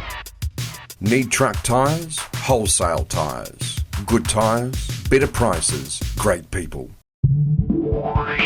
Technical Welding Services Hamilton are specialists in the transit concrete mixer industry. From chassis drop-off to a full working concrete mixing, the team will take care of the job from start to finish. Full engineering services and general sheet metal work can also be undertaken. Need a quote? Call 07 847 2031 or visit our website www.techweld.nz. Technical Welding Services Hamilton, we are the experts. Okay, team, we're down in the pits. Now, this time we're actually going to... We're not going to interview for a DNF this time. I thought we'd do something a bit different. 345 Ben Jenkins, mate, fantastic. Now you got it hooked up. Yeah, no, it was going good, that one. All the tyres stayed pumped up, so it's a good start. It's getting to be a couple of big holes out there, so yeah, that'll be the game for the last one. Keep the tyres on it. Well, the thing is, there's a car that rolled in that race, and no one hit him. It was actually done via track. Yeah, absolutely. Yeah, it's getting pretty gnarly down the bottom there, but everyone's on the same track, and the other 28 didn't roll. So I mean, you got to know it's there. You just got to deal with it. Absolutely, and it's already enough to deal with when you've got people that are trying to take you out, trying to, make life a bit more miserable for you. But hey, anything you're going to change on the car, clearly it'd be a bit silly to do that because everything hooked up nice and neat. Yeah, it's a street stock. We don't change much. We just put fuel in and make sure the wheels are attached and go again. Well, in South Island street stocks, you probably need to make sure that there's more than just the wheels attached. Like, he's well known for some pretty big hits. Have you taken any so far in this event? Last night I had that flat inside tyre, drive tyre, and I was way off the pace and took a couple of tubings, but it's how it is. If you're off the pace, that's what happens. Absolutely, mate. Hey, well, that's good. Well done. And one more heat to go. I suppose you just want to try and put it on the trailer without any damage, huh? Yeah, well, let's keep it intact for the chain race, put a real show on for the crowd. Well, that's still to come too, isn't it? Righto, Darryl, I think you've got a run-off going on there, haven't you? So run-off here, folks, for 3rd and 4th place in saloons. We've got the Flying Scotsman, Stu Miller, car number 10, battling it out with Mark Newell. Both of these drivers have been very, very quick this weekend. They've certainly had some great battles. You see Mark Newell there just battling, coming out of turn number 3 and 4. Those ruts there just starting to unsettle some of these cars. The Flying Scotsman, Stu Miller, sits high and wide, goes around 2. Newell comes back to him. Newell very, very quick around the corners here. Miller just knows how to stretch the legs down the back straight. Newell again just battling down there in turn 3 and 4. The Lammermoor Station corner. Stu Miller powers down. This is a run-off, folks, for 3rd and 4th place in saloons here this weekend at Custom Signs Beachlands Speedway. 17.675, fastest lap of this run-off for Stu Miller as he comes onto the main straight. And the white flag is presented. One more lap to go. Miller comfortably in front in this one here. Gets on the gas. Heads on down the back straight. Into turns 3 and 4.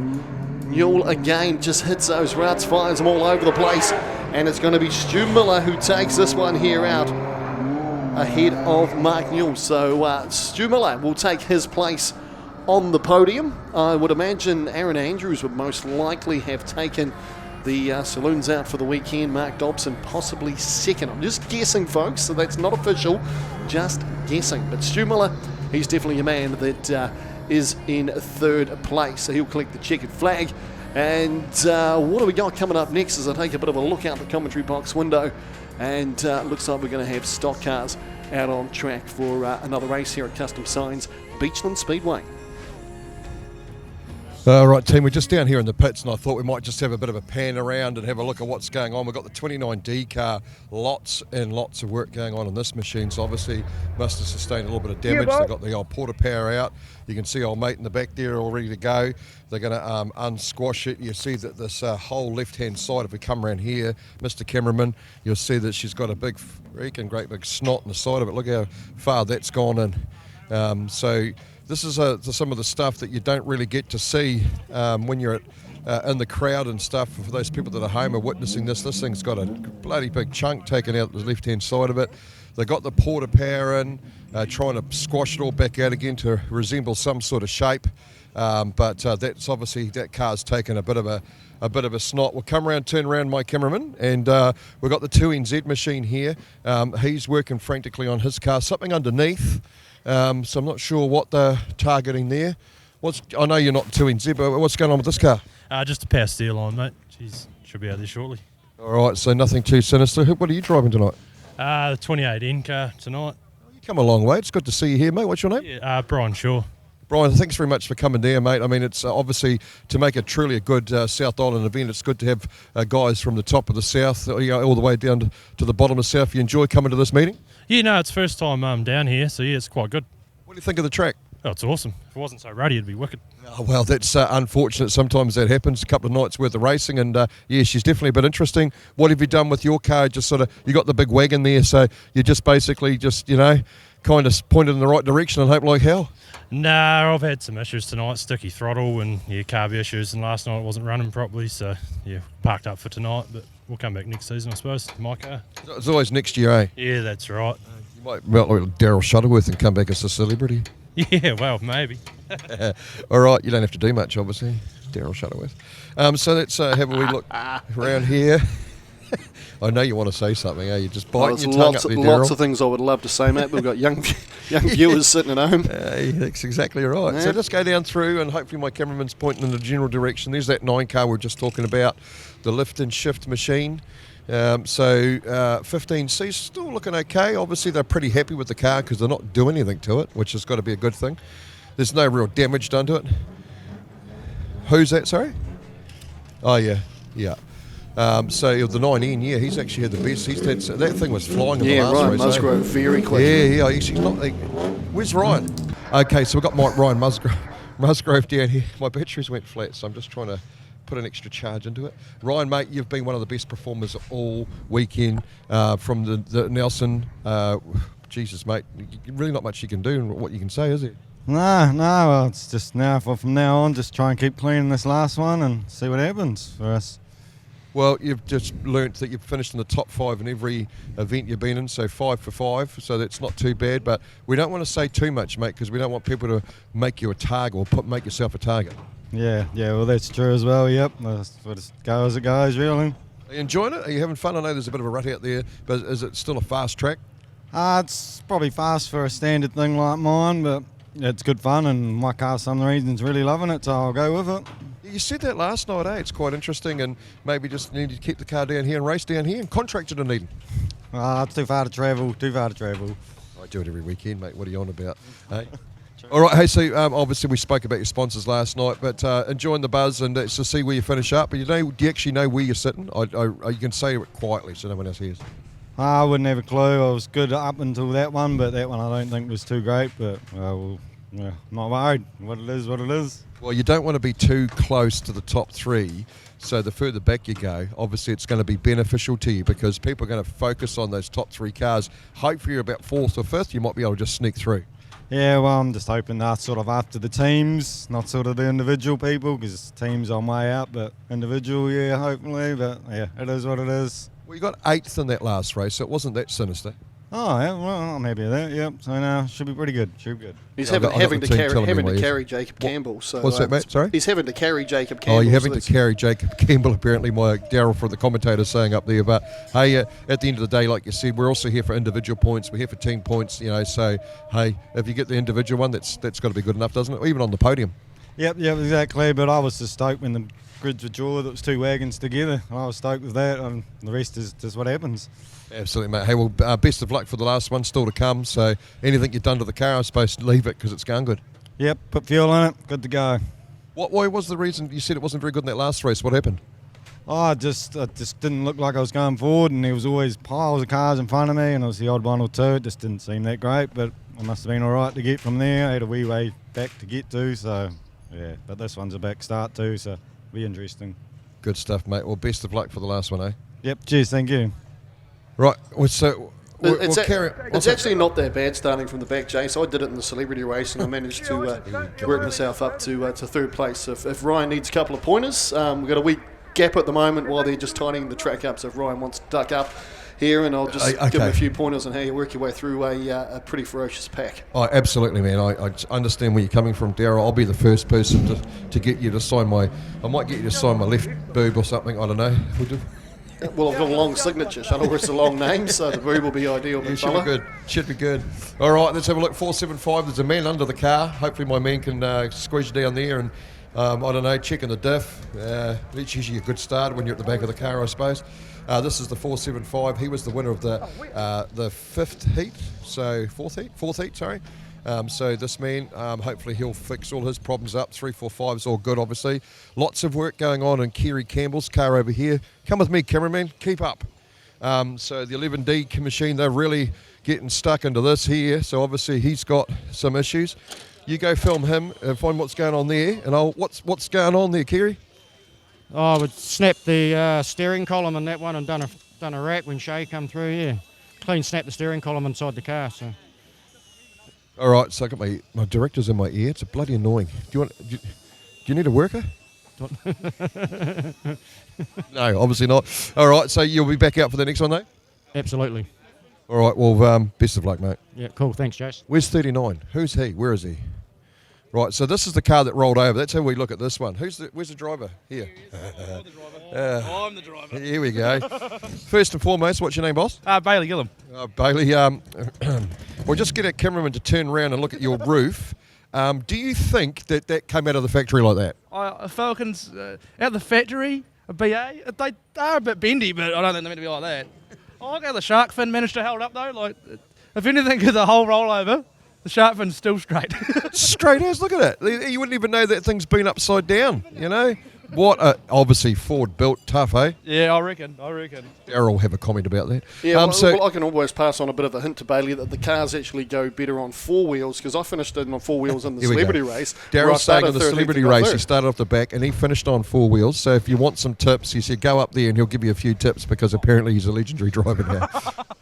Hey, it's all part of the game, isn't it? And he finished third and not on his roof. Well, my luck's not that good, is it? So you're enjoying the whole weekend, though. Obviously, it's a good buzz out here. It's obviously a bit of camaraderie. Everybody. Are you doing anything to fix it to get it out for the last one? I've been told off and not let to race it now. It's just mend on the at the end of the season. Mend now. Is that Speedway New Zealand come along and say no more? Yeah, there's no more. Well, that's a pain in the bum. I reckon we could have straightened it out if we ripped it over again. I'll be tied to something and pull it up and give it a yank. It should be away again, I think. Actually, Daryl Shuttleworth's just saying to me that he could race it that hard it would straighten itself out just on pure skill alone. I could only imagine. I was watching him race and I watched him. Oh, we all were, mate. He's just a bloody legend, isn't he? All right. Yeah, hey. Anyway, so that's good, mate. Well, hey, thanks very much for all the entertainment. It's obviously been good to get that. I just struggled to understand. You did it by yourself. There was no help.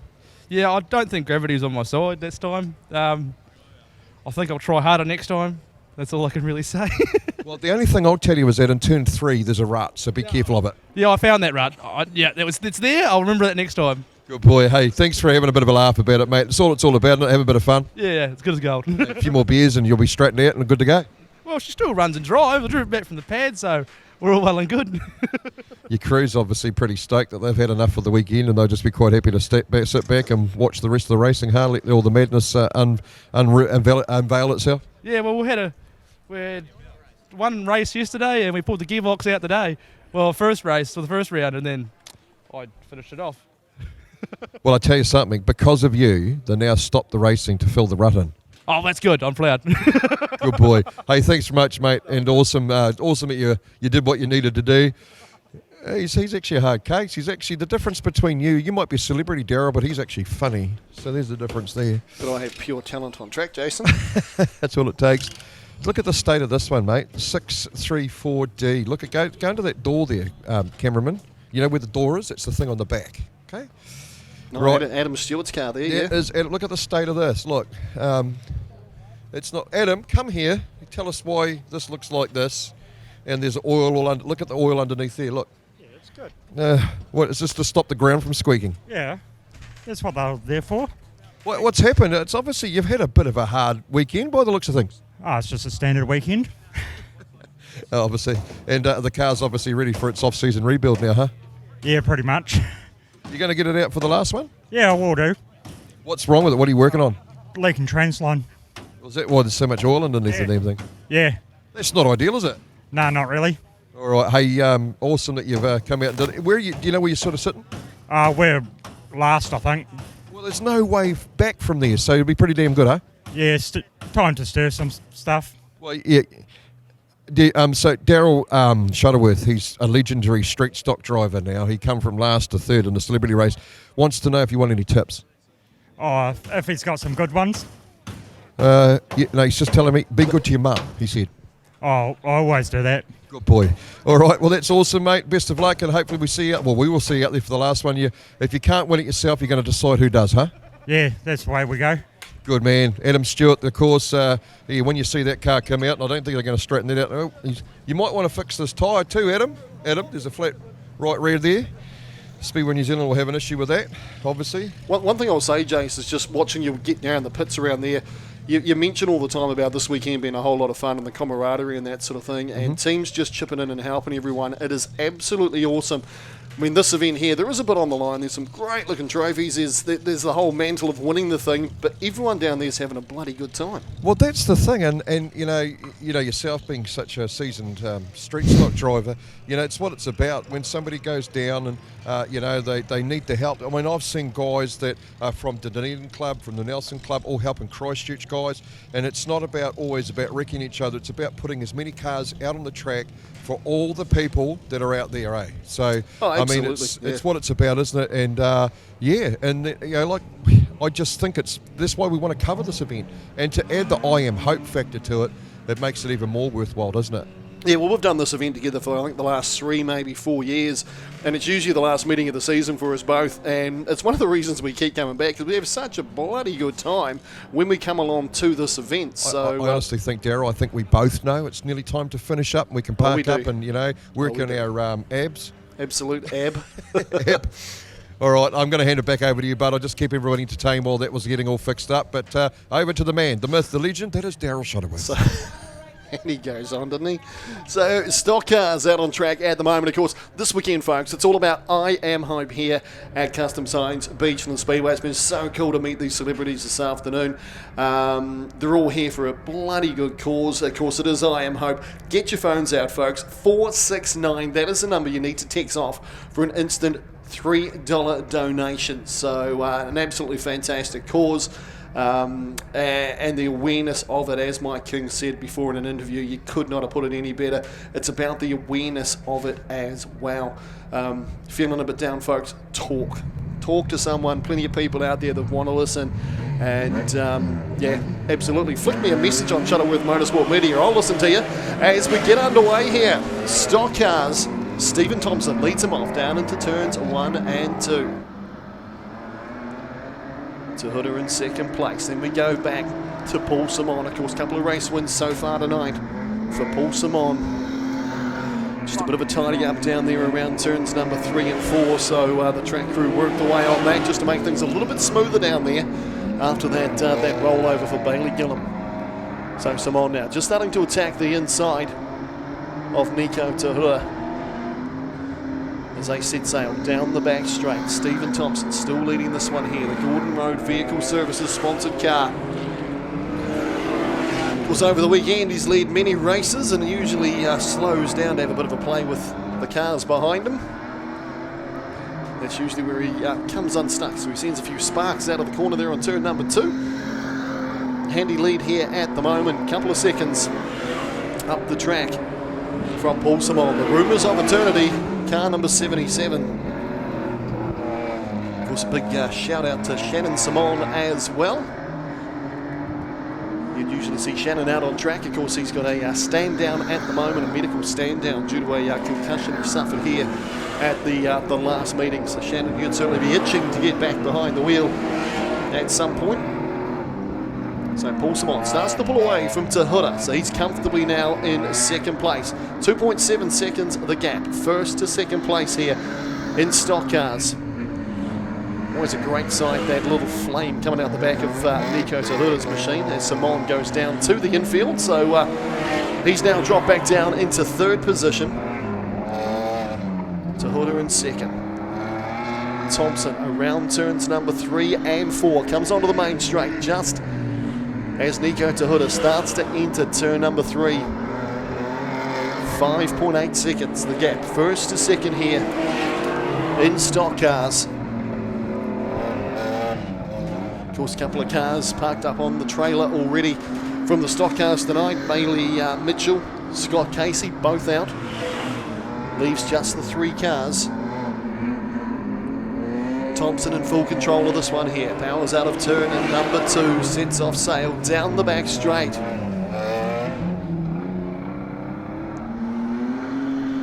Couple of laps to run in this race for stock cars. Last meeting of the season here at Custom Signs Beachlands Speedway. Stephen Thompson, a 19.171, fastest lap of the race. So Simon starting to play a bit of Morse code on the back bumper there of Nico Tahuta. White flag is out, 1 more lap to run. Can Tahuta hold on to that second place? Stephen Thompson, he's absolutely gapped it. Massive margin over both Tahuta and Simon. Thompson comes out of turn number 4, sees the black and white checkered flag, hits the wall, the control tower shakes. But Thompson takes this one here out with ease. The battle for second and third.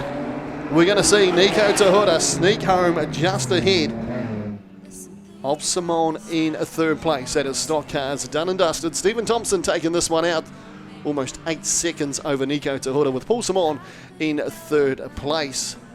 Production saloons are lined up on the dummy grid, set and ready to come out. I think it's a bit of a bonus race for the production saloons. They'll be out on track next here at Custom Signs Beachlands Speedway. And it might taste bitter when you're answering to God. You can call me killer as you look into my eyes. Nothing but a sinner. You won't get away this time.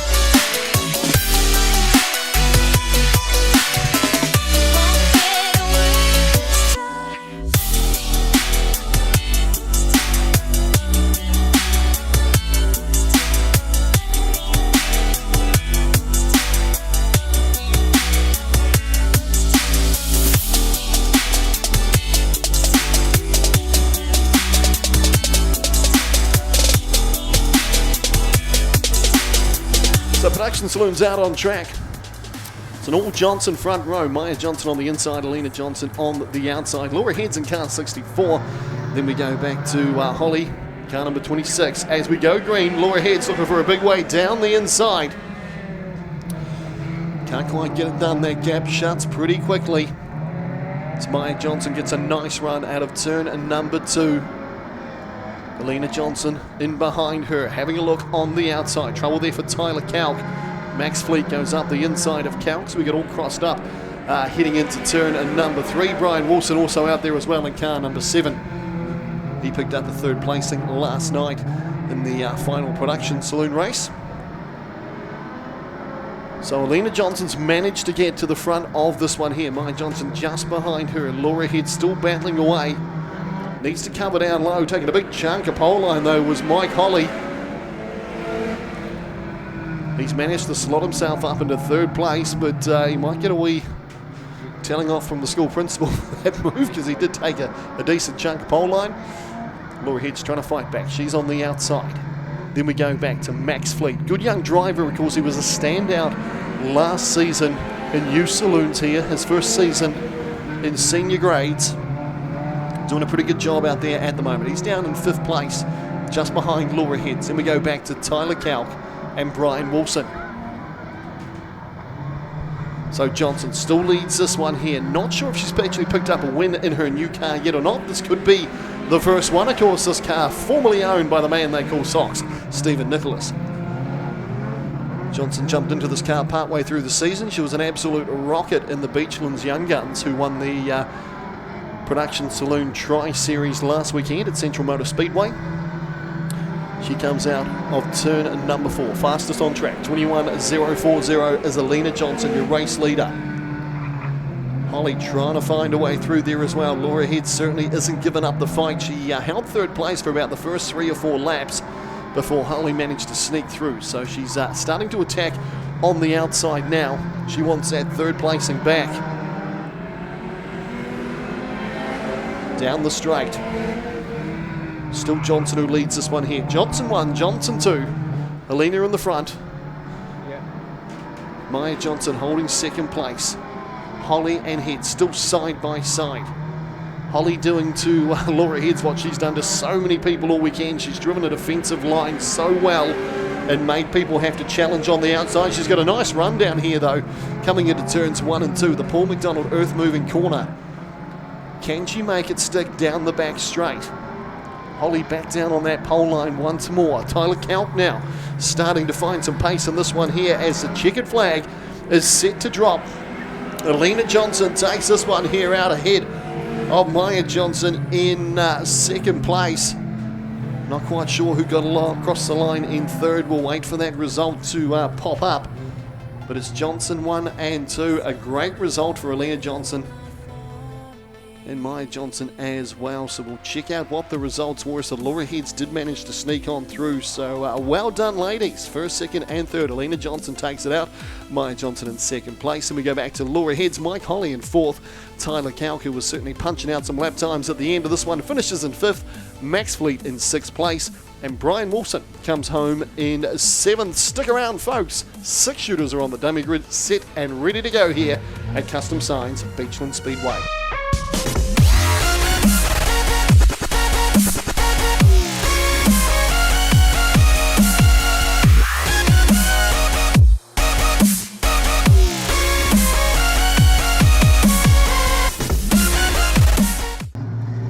Car number 41, Adam Evans, he's certainly been in form here tonight. Livingston tucks in behind him. Then we go back to Mason Whelan. Caroline holding third place at the moment. Samantha Sanford trying to find a way through there. Josh Livingston just in behind her. McIntosh trying to work her way through. He's battling it out at the moment with Josh Livingston. Samantha Sanford behind them. Then we go back to Crichton and Jenna. Good to see that car. Jenna's back out on track. Those running repairs on car number 7, the auto windscreen replacements machine. But it's Evans out in front at the moment. Car number 41 out of Central Motor Speedway starts to pull away from the pack. Mason Whelan looking racy here as well. You can see he's just trying to sneak past Danny Livingston, but just can't quite find a gap to do so. Daniel McIntosh just a wee bit unsettled coming around Lammermoor Station corner, turns 3 and 4 here at Custom Signs Beachlands Speedway. He's got Josh Livingston down the inside. Josh Livingston's looking for a way. He's got to sniff up the inside. He just, it's pretty tight down there. There's contact and McIntosh goes around. Yellows come on. Crichton, he had nowhere to go. Pulled up there. They should both get restarted. So a little bit of contact with, I think it was Mason Whelan and McIntosh. McIntosh came in hot. Clipped Whelan and round he went.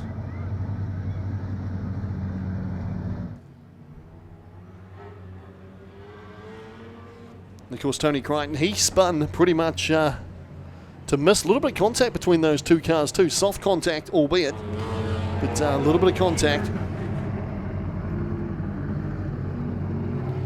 So we'll see a restart in this one here. So that bit of a buffer that Evans did have on the pack, he's going to have to work away here again. This will excite Danny Livingston, who's in second place. He'll certainly want to chase down the race leader. As I mentioned earlier on, folks, full-size sprint car chassis. They've got a V6 Holden Commodore power plant in these cars. If you want to go open-wheel racing and speedway, this is a grade you want to get involved in, folks. A big field of these is real cool to watch. Trust me, I've commentated some great six-shooter races this season. Absolutely fantastic to watch. Of course, all these drivers from Central Motor Speedway and Riverside. In fact, Riverside never run them up until about 5 years ago, and they introduced the grade, and it's really just grown in popularity since then. So Evans restarts. 6 shooters here at Custom Signs Beachlands Speedway. Oh, Livingston is having a big sniff down the inside. Evans left the door open, closed it just as fast. So Livingston slots into that second spot. Then we see Mason Whelan. Great looking car, car number 8, the ATO Electric sponsored machine. He's under all sorts of pressure at the moment from Josh Livingston.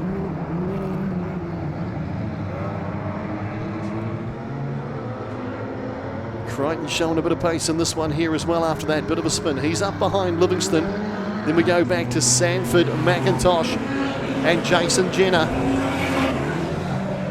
Jenner's right there with McIntosh and Sanford, so it looks like he's got pace in this one. So those issues that they had down in the pit area there before seem to have been worked out.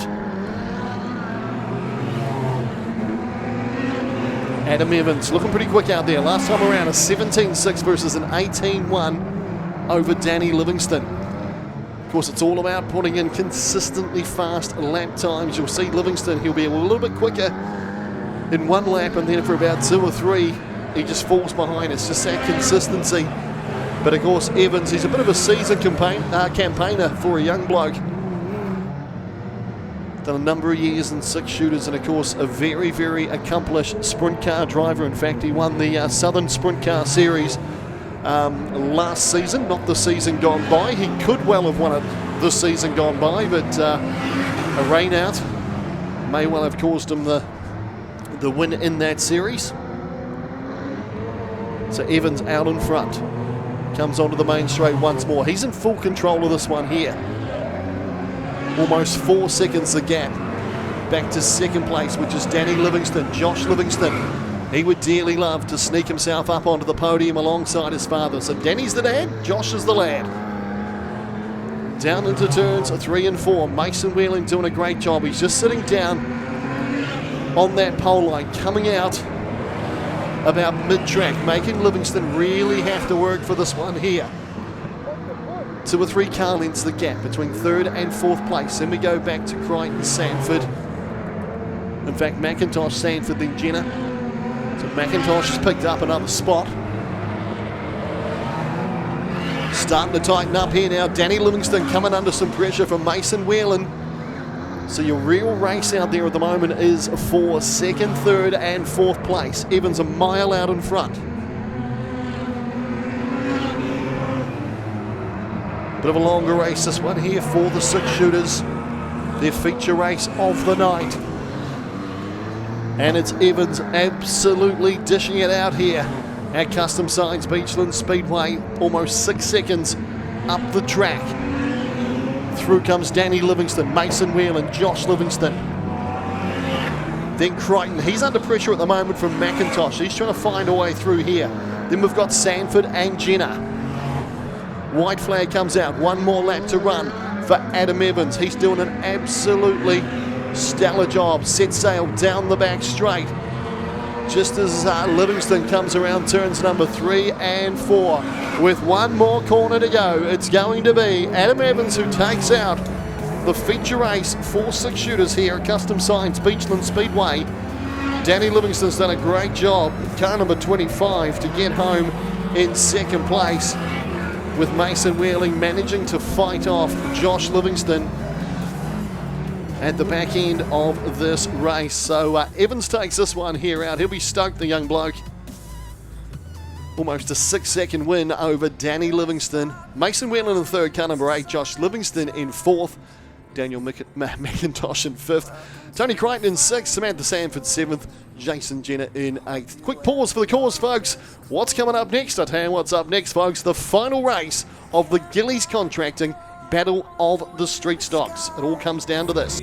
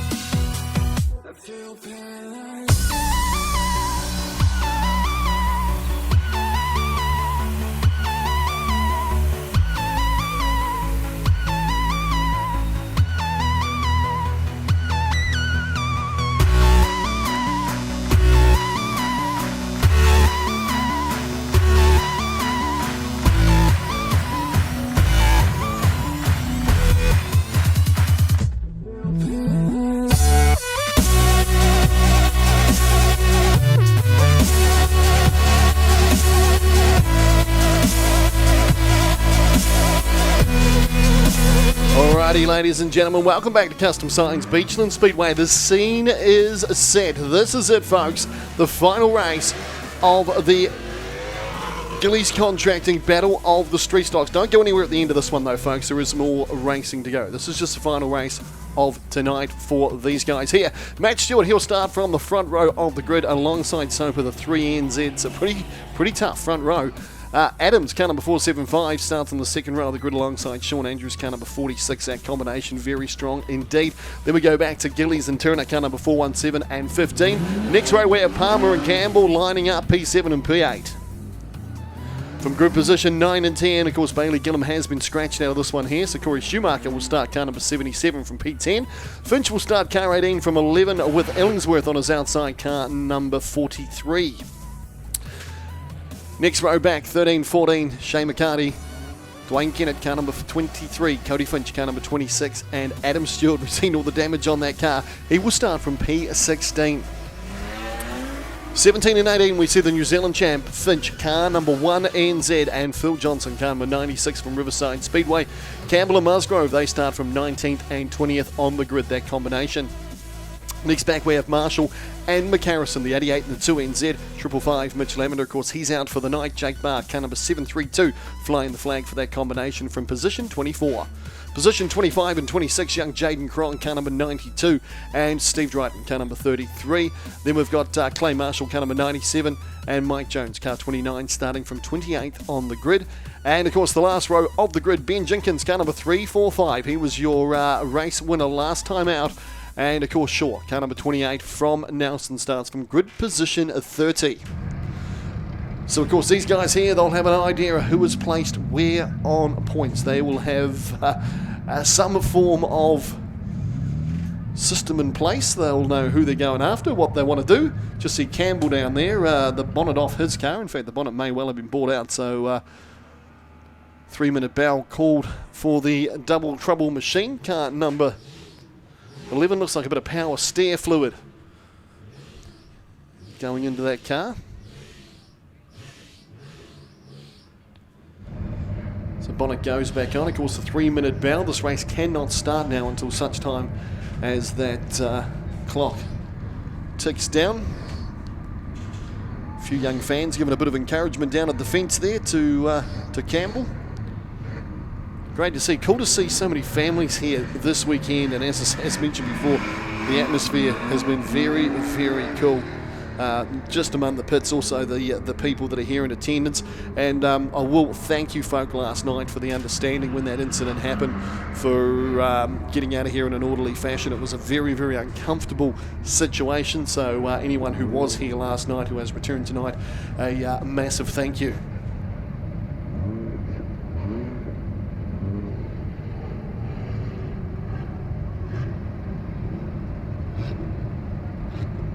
So look at the course, just walking up the centre of these cars. Campbell will try and find his way in between Schumacher. Just needs to find a gap through there. It's good to see they got that car back up and running. Of course, he did say that it had a steering issue, so a bit of power steer fluid added to car 11. Scott Palmer there, car number 315. Of course, he bit of confusion when he arrived here today, because last night that car was actually orange and black, where tonight he's put the blue and black on it. Just trying to fool his opposition.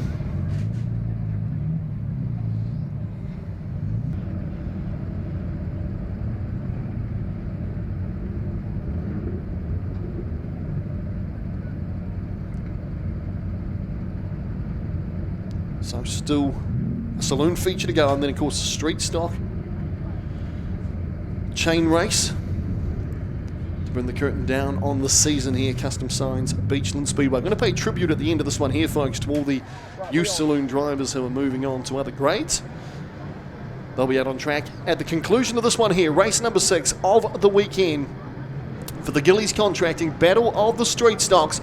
Lights are out, set for a race start. Adams with a big look up the side of Matt Stewart. He's been very, very fast here tonight, the Otago Street Stock champion, Braden Adams. And he's trying to work his way to the top end of town early in this one here. Gillies with a nice move down there as well. but it's still Stewart who leads this one here.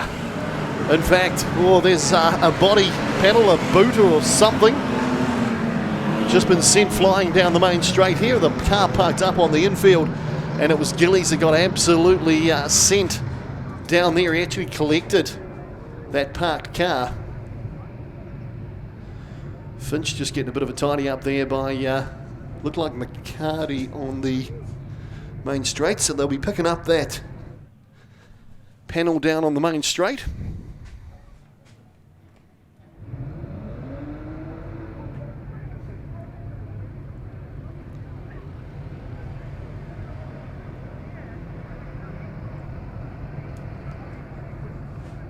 So certainly some action early in this one here.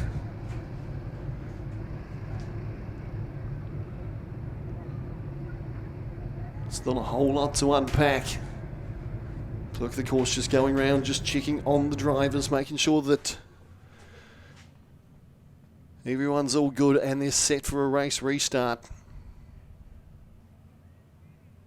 Big thanks once more to Ewan Allen Honda, of course, the sponsor of this meeting this weekend, and of course, provider of that side-by-side that the clerk of the course is ripping around on.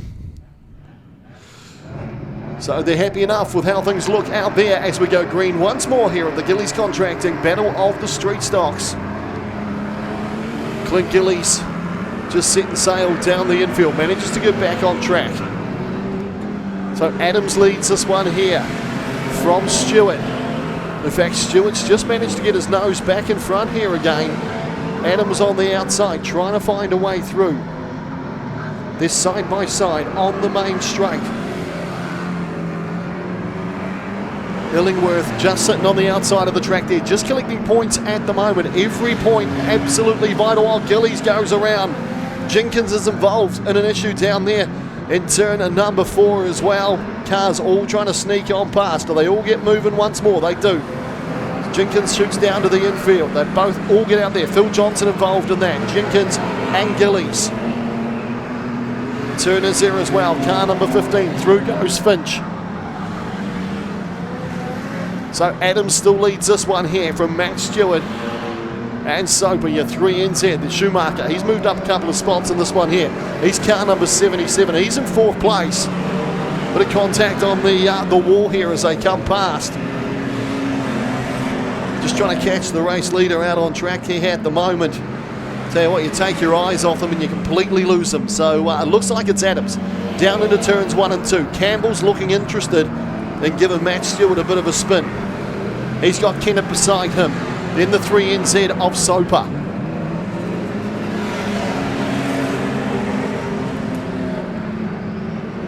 Adams starting to run away with this one here. Matt Stewart's managed to get away from Campbell. He's made a decent gap in that last lap. Stewart chasing Adams. Kennett. He's got the 77 of Schumacher on his outside. A lot of smoke coming out of the back of, I think that's is that Dryden car number 33 as we go red.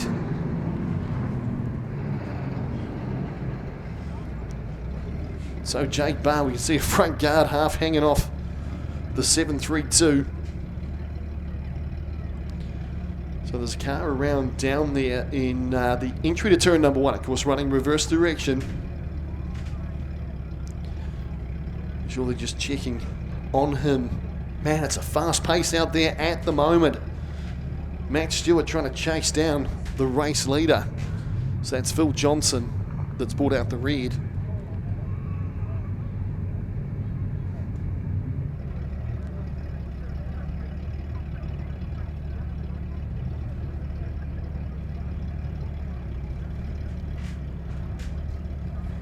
It was a DNF for Johnson in the last race as well. He was involved in that big incident coming out of turn 2, of course running the opposite direction.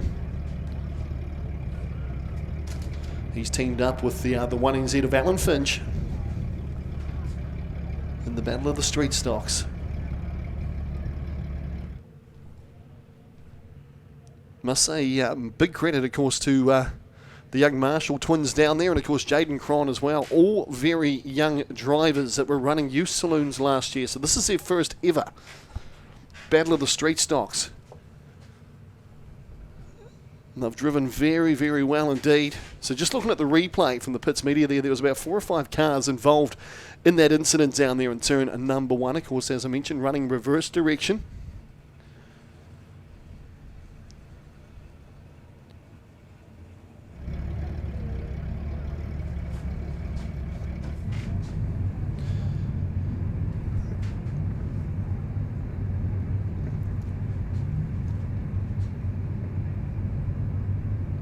Tomato there, just hooking Johnson up. He will head down to the infield. Chance for the drivers just to regather their thoughts and see where their targets are placed on track.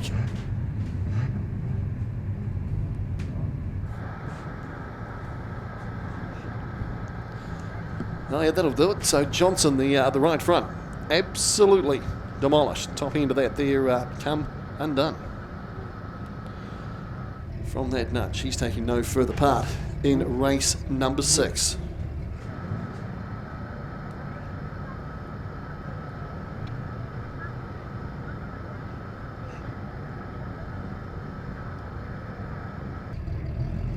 Lights go out, set for a restart here. The Gillies Contracting Battle of the Streetstocks. And your race leader, car number 475, Braden Adams leads this one here from Stuart Schumacher and Soper. So Schumacher managed to get himself past Soper. So there's another car parked on the inside of turn number 1 down here. Is that Matt Stewart? It is Matt Stewart, the 828. Run into issues there. He's managed to get back out on track though, so just a slight issue in that car, but it sent him well down the order, well, in fact, outside of the top 10. Stewart now with some work to do. He's had some solid results this weekend. Through comes the race leader, Braden Adams, car number 475. Schumacher in second place. Then we go back to Soper and Turner, battling it out for 4th and 5th place. Then the 1NZ of Finch, Mike Jones, car number 29 in 6th. Sean Andrew, car number 46 in 7th. Then Ryan Musgrove working his way up the pack in this one here. Car number 9, Matt Stewart in 9th place. Kerry Campbell rounding up your top 10 in this one here. So Dryden putting a bit of a hit on Kennett. Kennett reverses it though and tries to take Dryden to the wall here on the main straight. Both those cars, neither of them giving an inch here on the main straight as the checkered flag comes out. And Kennett's car has completely let go down there in a ball of flames. He was on fire. Oh, mate, give him the snot after the red flag. Dryden trying to get away from there. Kennett obviously unhappy with that there when the lights were red.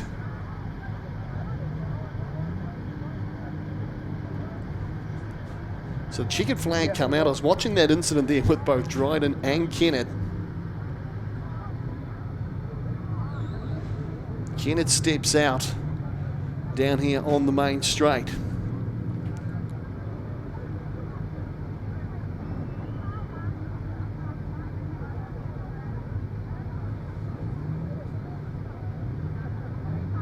Big damage on the back of that car. He'll head down to the infield.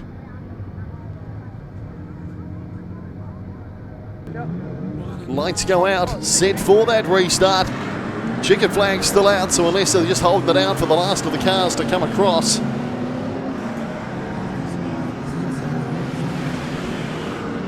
Adams comes through, car number 475, so an interesting end to heat number 6 of the weekend for the Gillies Contracting Battle of the Streetstocks. We'll wait for the results to come up. Braden Adams, pretty sure car number 475 was the first car across the line. Corey Schumacher, car number 77 in second place behind Braden Adams. Then we go to Steve Soper, the 3NZ, in a third place. Ben Turner, car number 15 up to 4th. Alan Finch in 5th. Mike Jones in 6th. Sean Andrew in 7th. Paul Musgrove 8th. Matt Stewart made the top 10 in car number 8 to 8. And rounding out your top 10, Kerry Campbell good comeback after that steering issue last race out. He rounds up your top 10 here at the Gillies Contracting Battle of the Street Stocks.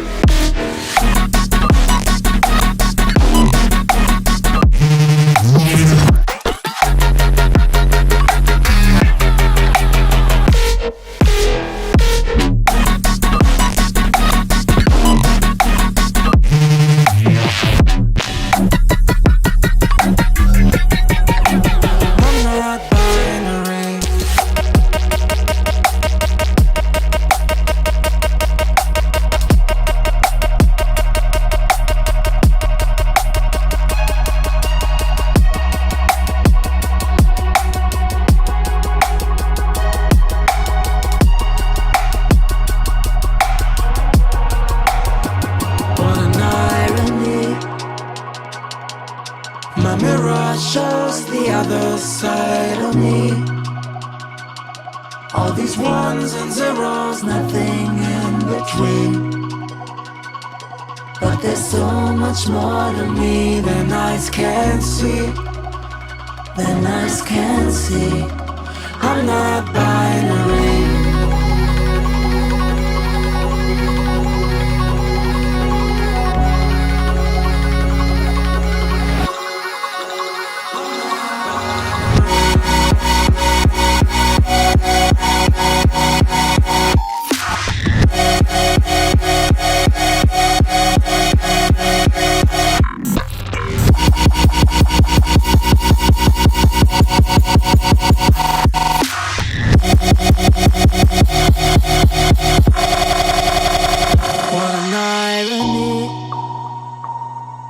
My mirror shows the other side of me. All these ones and zeros, nothing in between. But there's so much more to me than eyes can see. Than eyes can see. I'm not binary.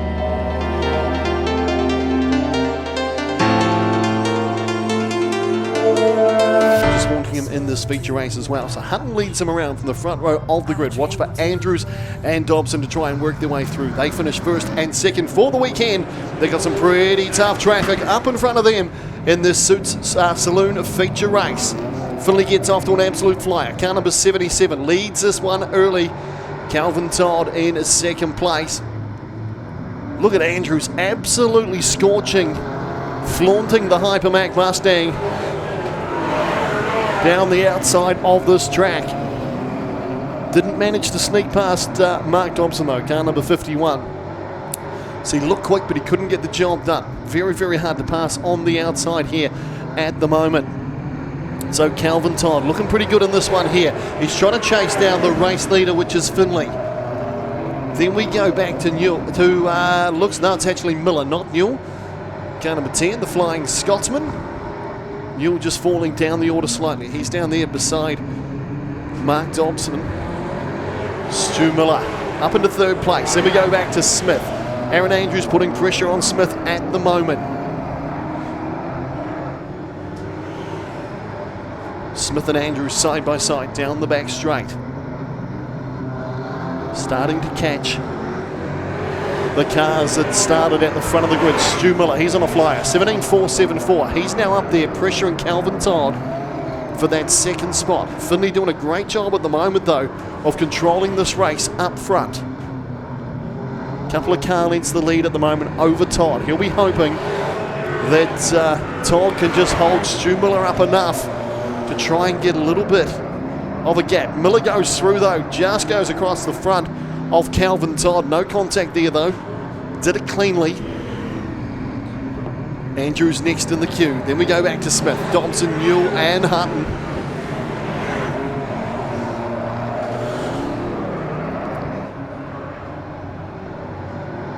Finley doing a great job up front. He's about to get some company though. The Flying Scotsman, Stu Miller, really closing that gap at pace. Trying to chase down the race leader. Miller now having a wee look on the inside. Just needs to be patient here. He's got laps up his sleeve.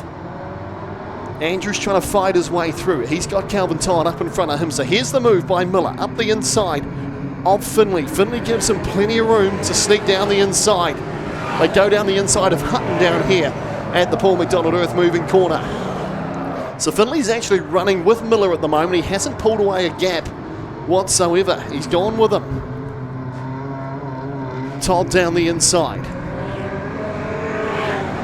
Aaron Andrews trying to sneak past him. That'll get him up to third. Of course, he was the winner this weekend in Saloons. He started at the tail of the field.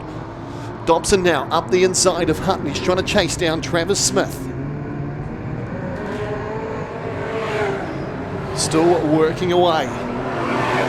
Miller starting to pull away from the 77 of Finley.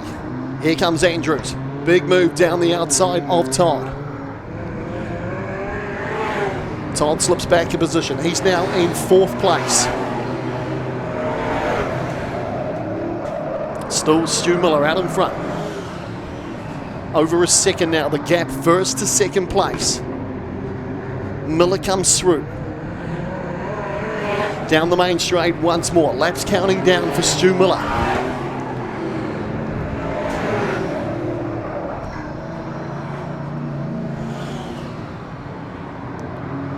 Aaron Andrews chasing hard. He would dearly love to get past Finley, but Finley's done a great job. He's working away there at the moment. Andrews trying to chase him down. Miller still the fastest on track. 17.474, the lap time for Stu Miller, the Flying Scotsman. He's got a massive lead here in this feature race. There goes Andrews up the inside.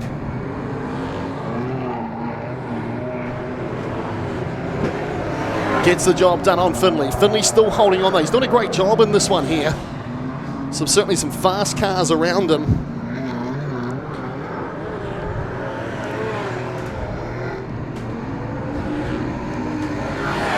Miller though, he's managed to gap it. Andrews he'll fight. He'll try and chase.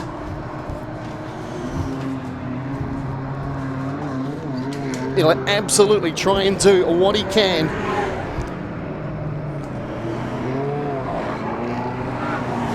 To try and chase down the race leader.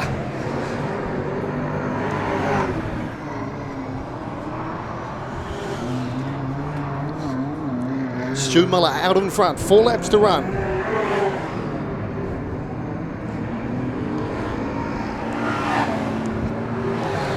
Nice way for Stu Miller to finish off his weekend here if he can take out this feature race at Custom Signs Beachlands Speedway. 4.5 seconds behind. That is Andrews at the moment behind Stu Miller.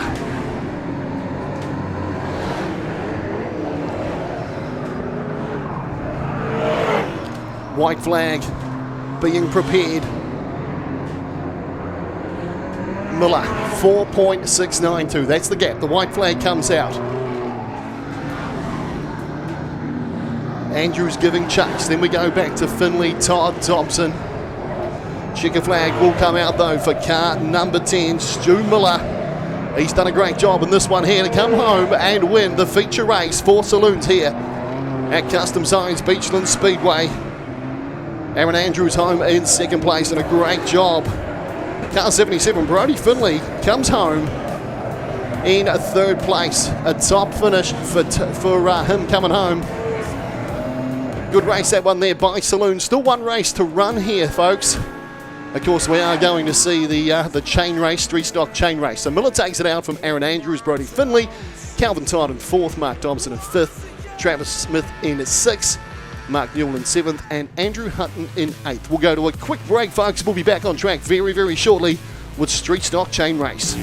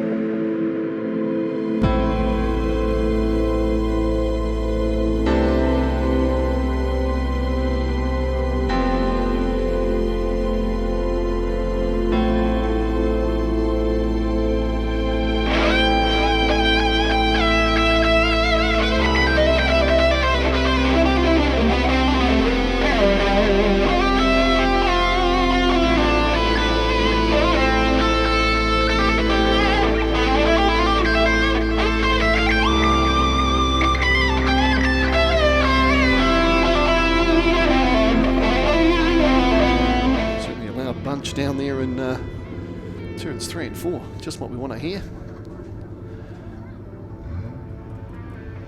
So Illingworth tucks in behind Braden Adams. Derby chain race, folks. About to wind down the season here at Custom Signs Beachlands Speedway.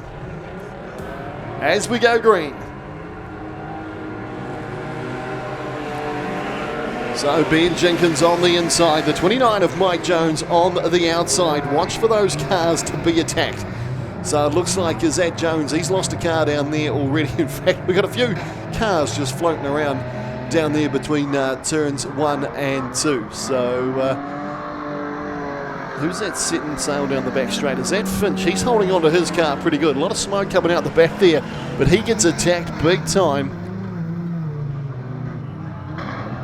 by Braden Adams. He got into the back of Finch. Bit of attention being made to Alan Finch here as well, the 1NZ. The state of that car that he's got on the back shock. Illingworth goes in with a big hit. But that car manages to stay on the back of Finch's machine. He must have better cable ties than everyone else. Oh, and there's a car up and over down there. Manages to land back on its wheels. That's the car that's hooked onto the Finch machine. Went over and stayed on. Absolutely unreal stuff. So we got the 26 of Clinton Finch around turns 1 and 2. He's still got a car on the back of his. Illingworth goes to the infield. So does Braden Adams. There's still a car attached to the 1NZ of Alan Finch as well. You look at that whole front shock, the wheel folded over. Oh, big contact down the straight. The two cars they need, in fact. Oh, it's gone over again. The wheel come off, and Finch is just dragging that car from wheel to roof all the way down the back straight. Absolutely crazy stuff, and it's over again between turns 3 and 4. So both the Finch cars have managed to hold on to their Derby cars. Look at the state of this thing on the back of Alan Finch's car. I don't even know if it's got any wheels left on it. He's pretty much just dragging around a shell. Into turns 1 and 2 we go. Alan Finch and car number 26, Clinton Finch. Both still got the cars on board. We're going to go red. Absolutely insane scenes here at Custom Signs Beachlands Speedway. Stock car underneath one.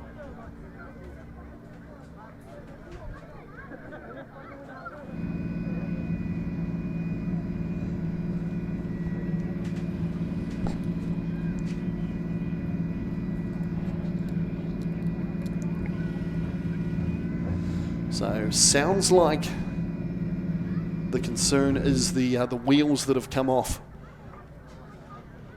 Most likely the car that Finch is towing down in turns 3 and 4. So I think the officials just want those obviously moved off the track. We would hate to see one of these cars travelling at pace and hitting something that's pretty solid. So the majority of the cars pretty much came off in the first lap, apart from the two Finch cars. They've dragged their cars for the majority of this one there. So there we go, whole front suspension. Brake line there as well.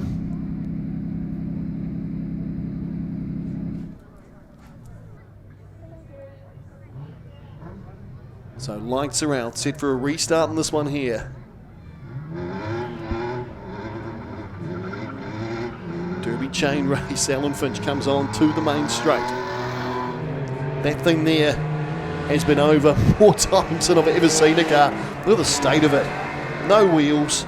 And here comes Jones. He's lining him up down there in turn number 1 and 2. He collects a parked car on the way through, and Finch manages to keep on going. Here comes Jones once more. He's chasing hard. Wipes out the parked car down the back straight. Clinton Finch now. Oh, Palmer absolutely drills that car from behind. Shortens it about 10 inches.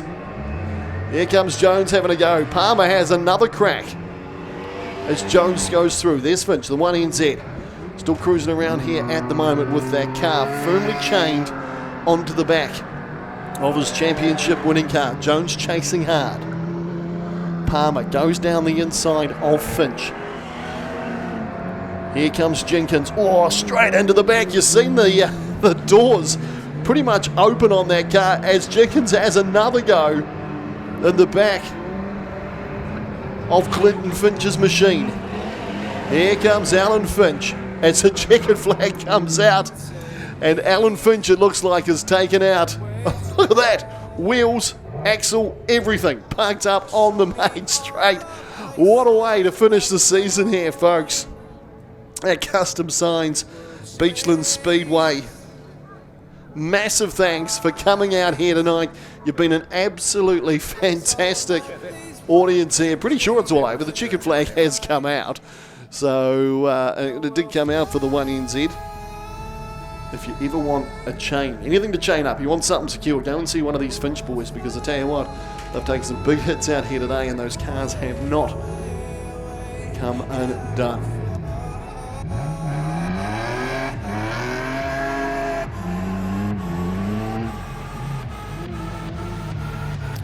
So folks, pretty sure that is it. Once again, a massive thank you for coming out here tonight at Custom Signs Beachlands Speedway. You've been absolutely fantastic. This has been a great meeting to call over the last couple of nights. And yeah, all those people streaming from home, a massive thanks for tuning in tonight as well. I hope you've enjoyed your night's entertainment out of Custom Signs Beachlands Speedway. Hey folks, stay safe over the off season, and we will catch you back here for season 2024-25. Take it easy, folks. Stay safe, and don't forget, folks, I am Hope. Text 469 for an instant $3 donation. Until next year, folks, stay safe, and we'll catch you back here at Custom Signs Beachlands Speedway.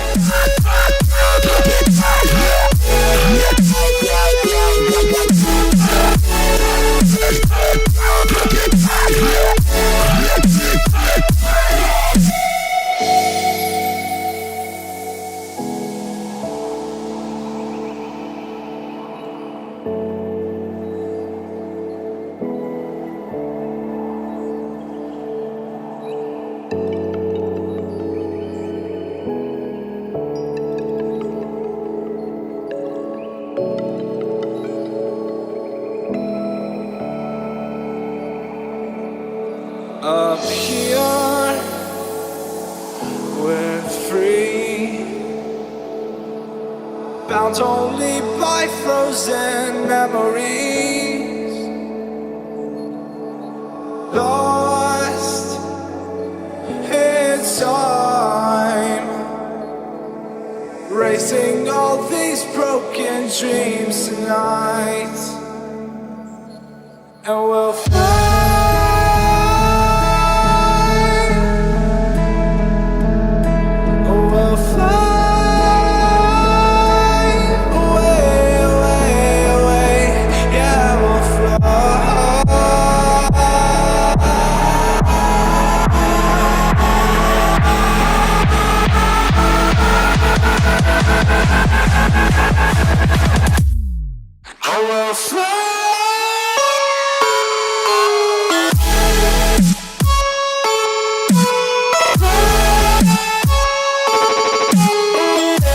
Okay, folks, it's going to be a wee while before we have this opportunity to get these presentations underway, so we're just going to break away.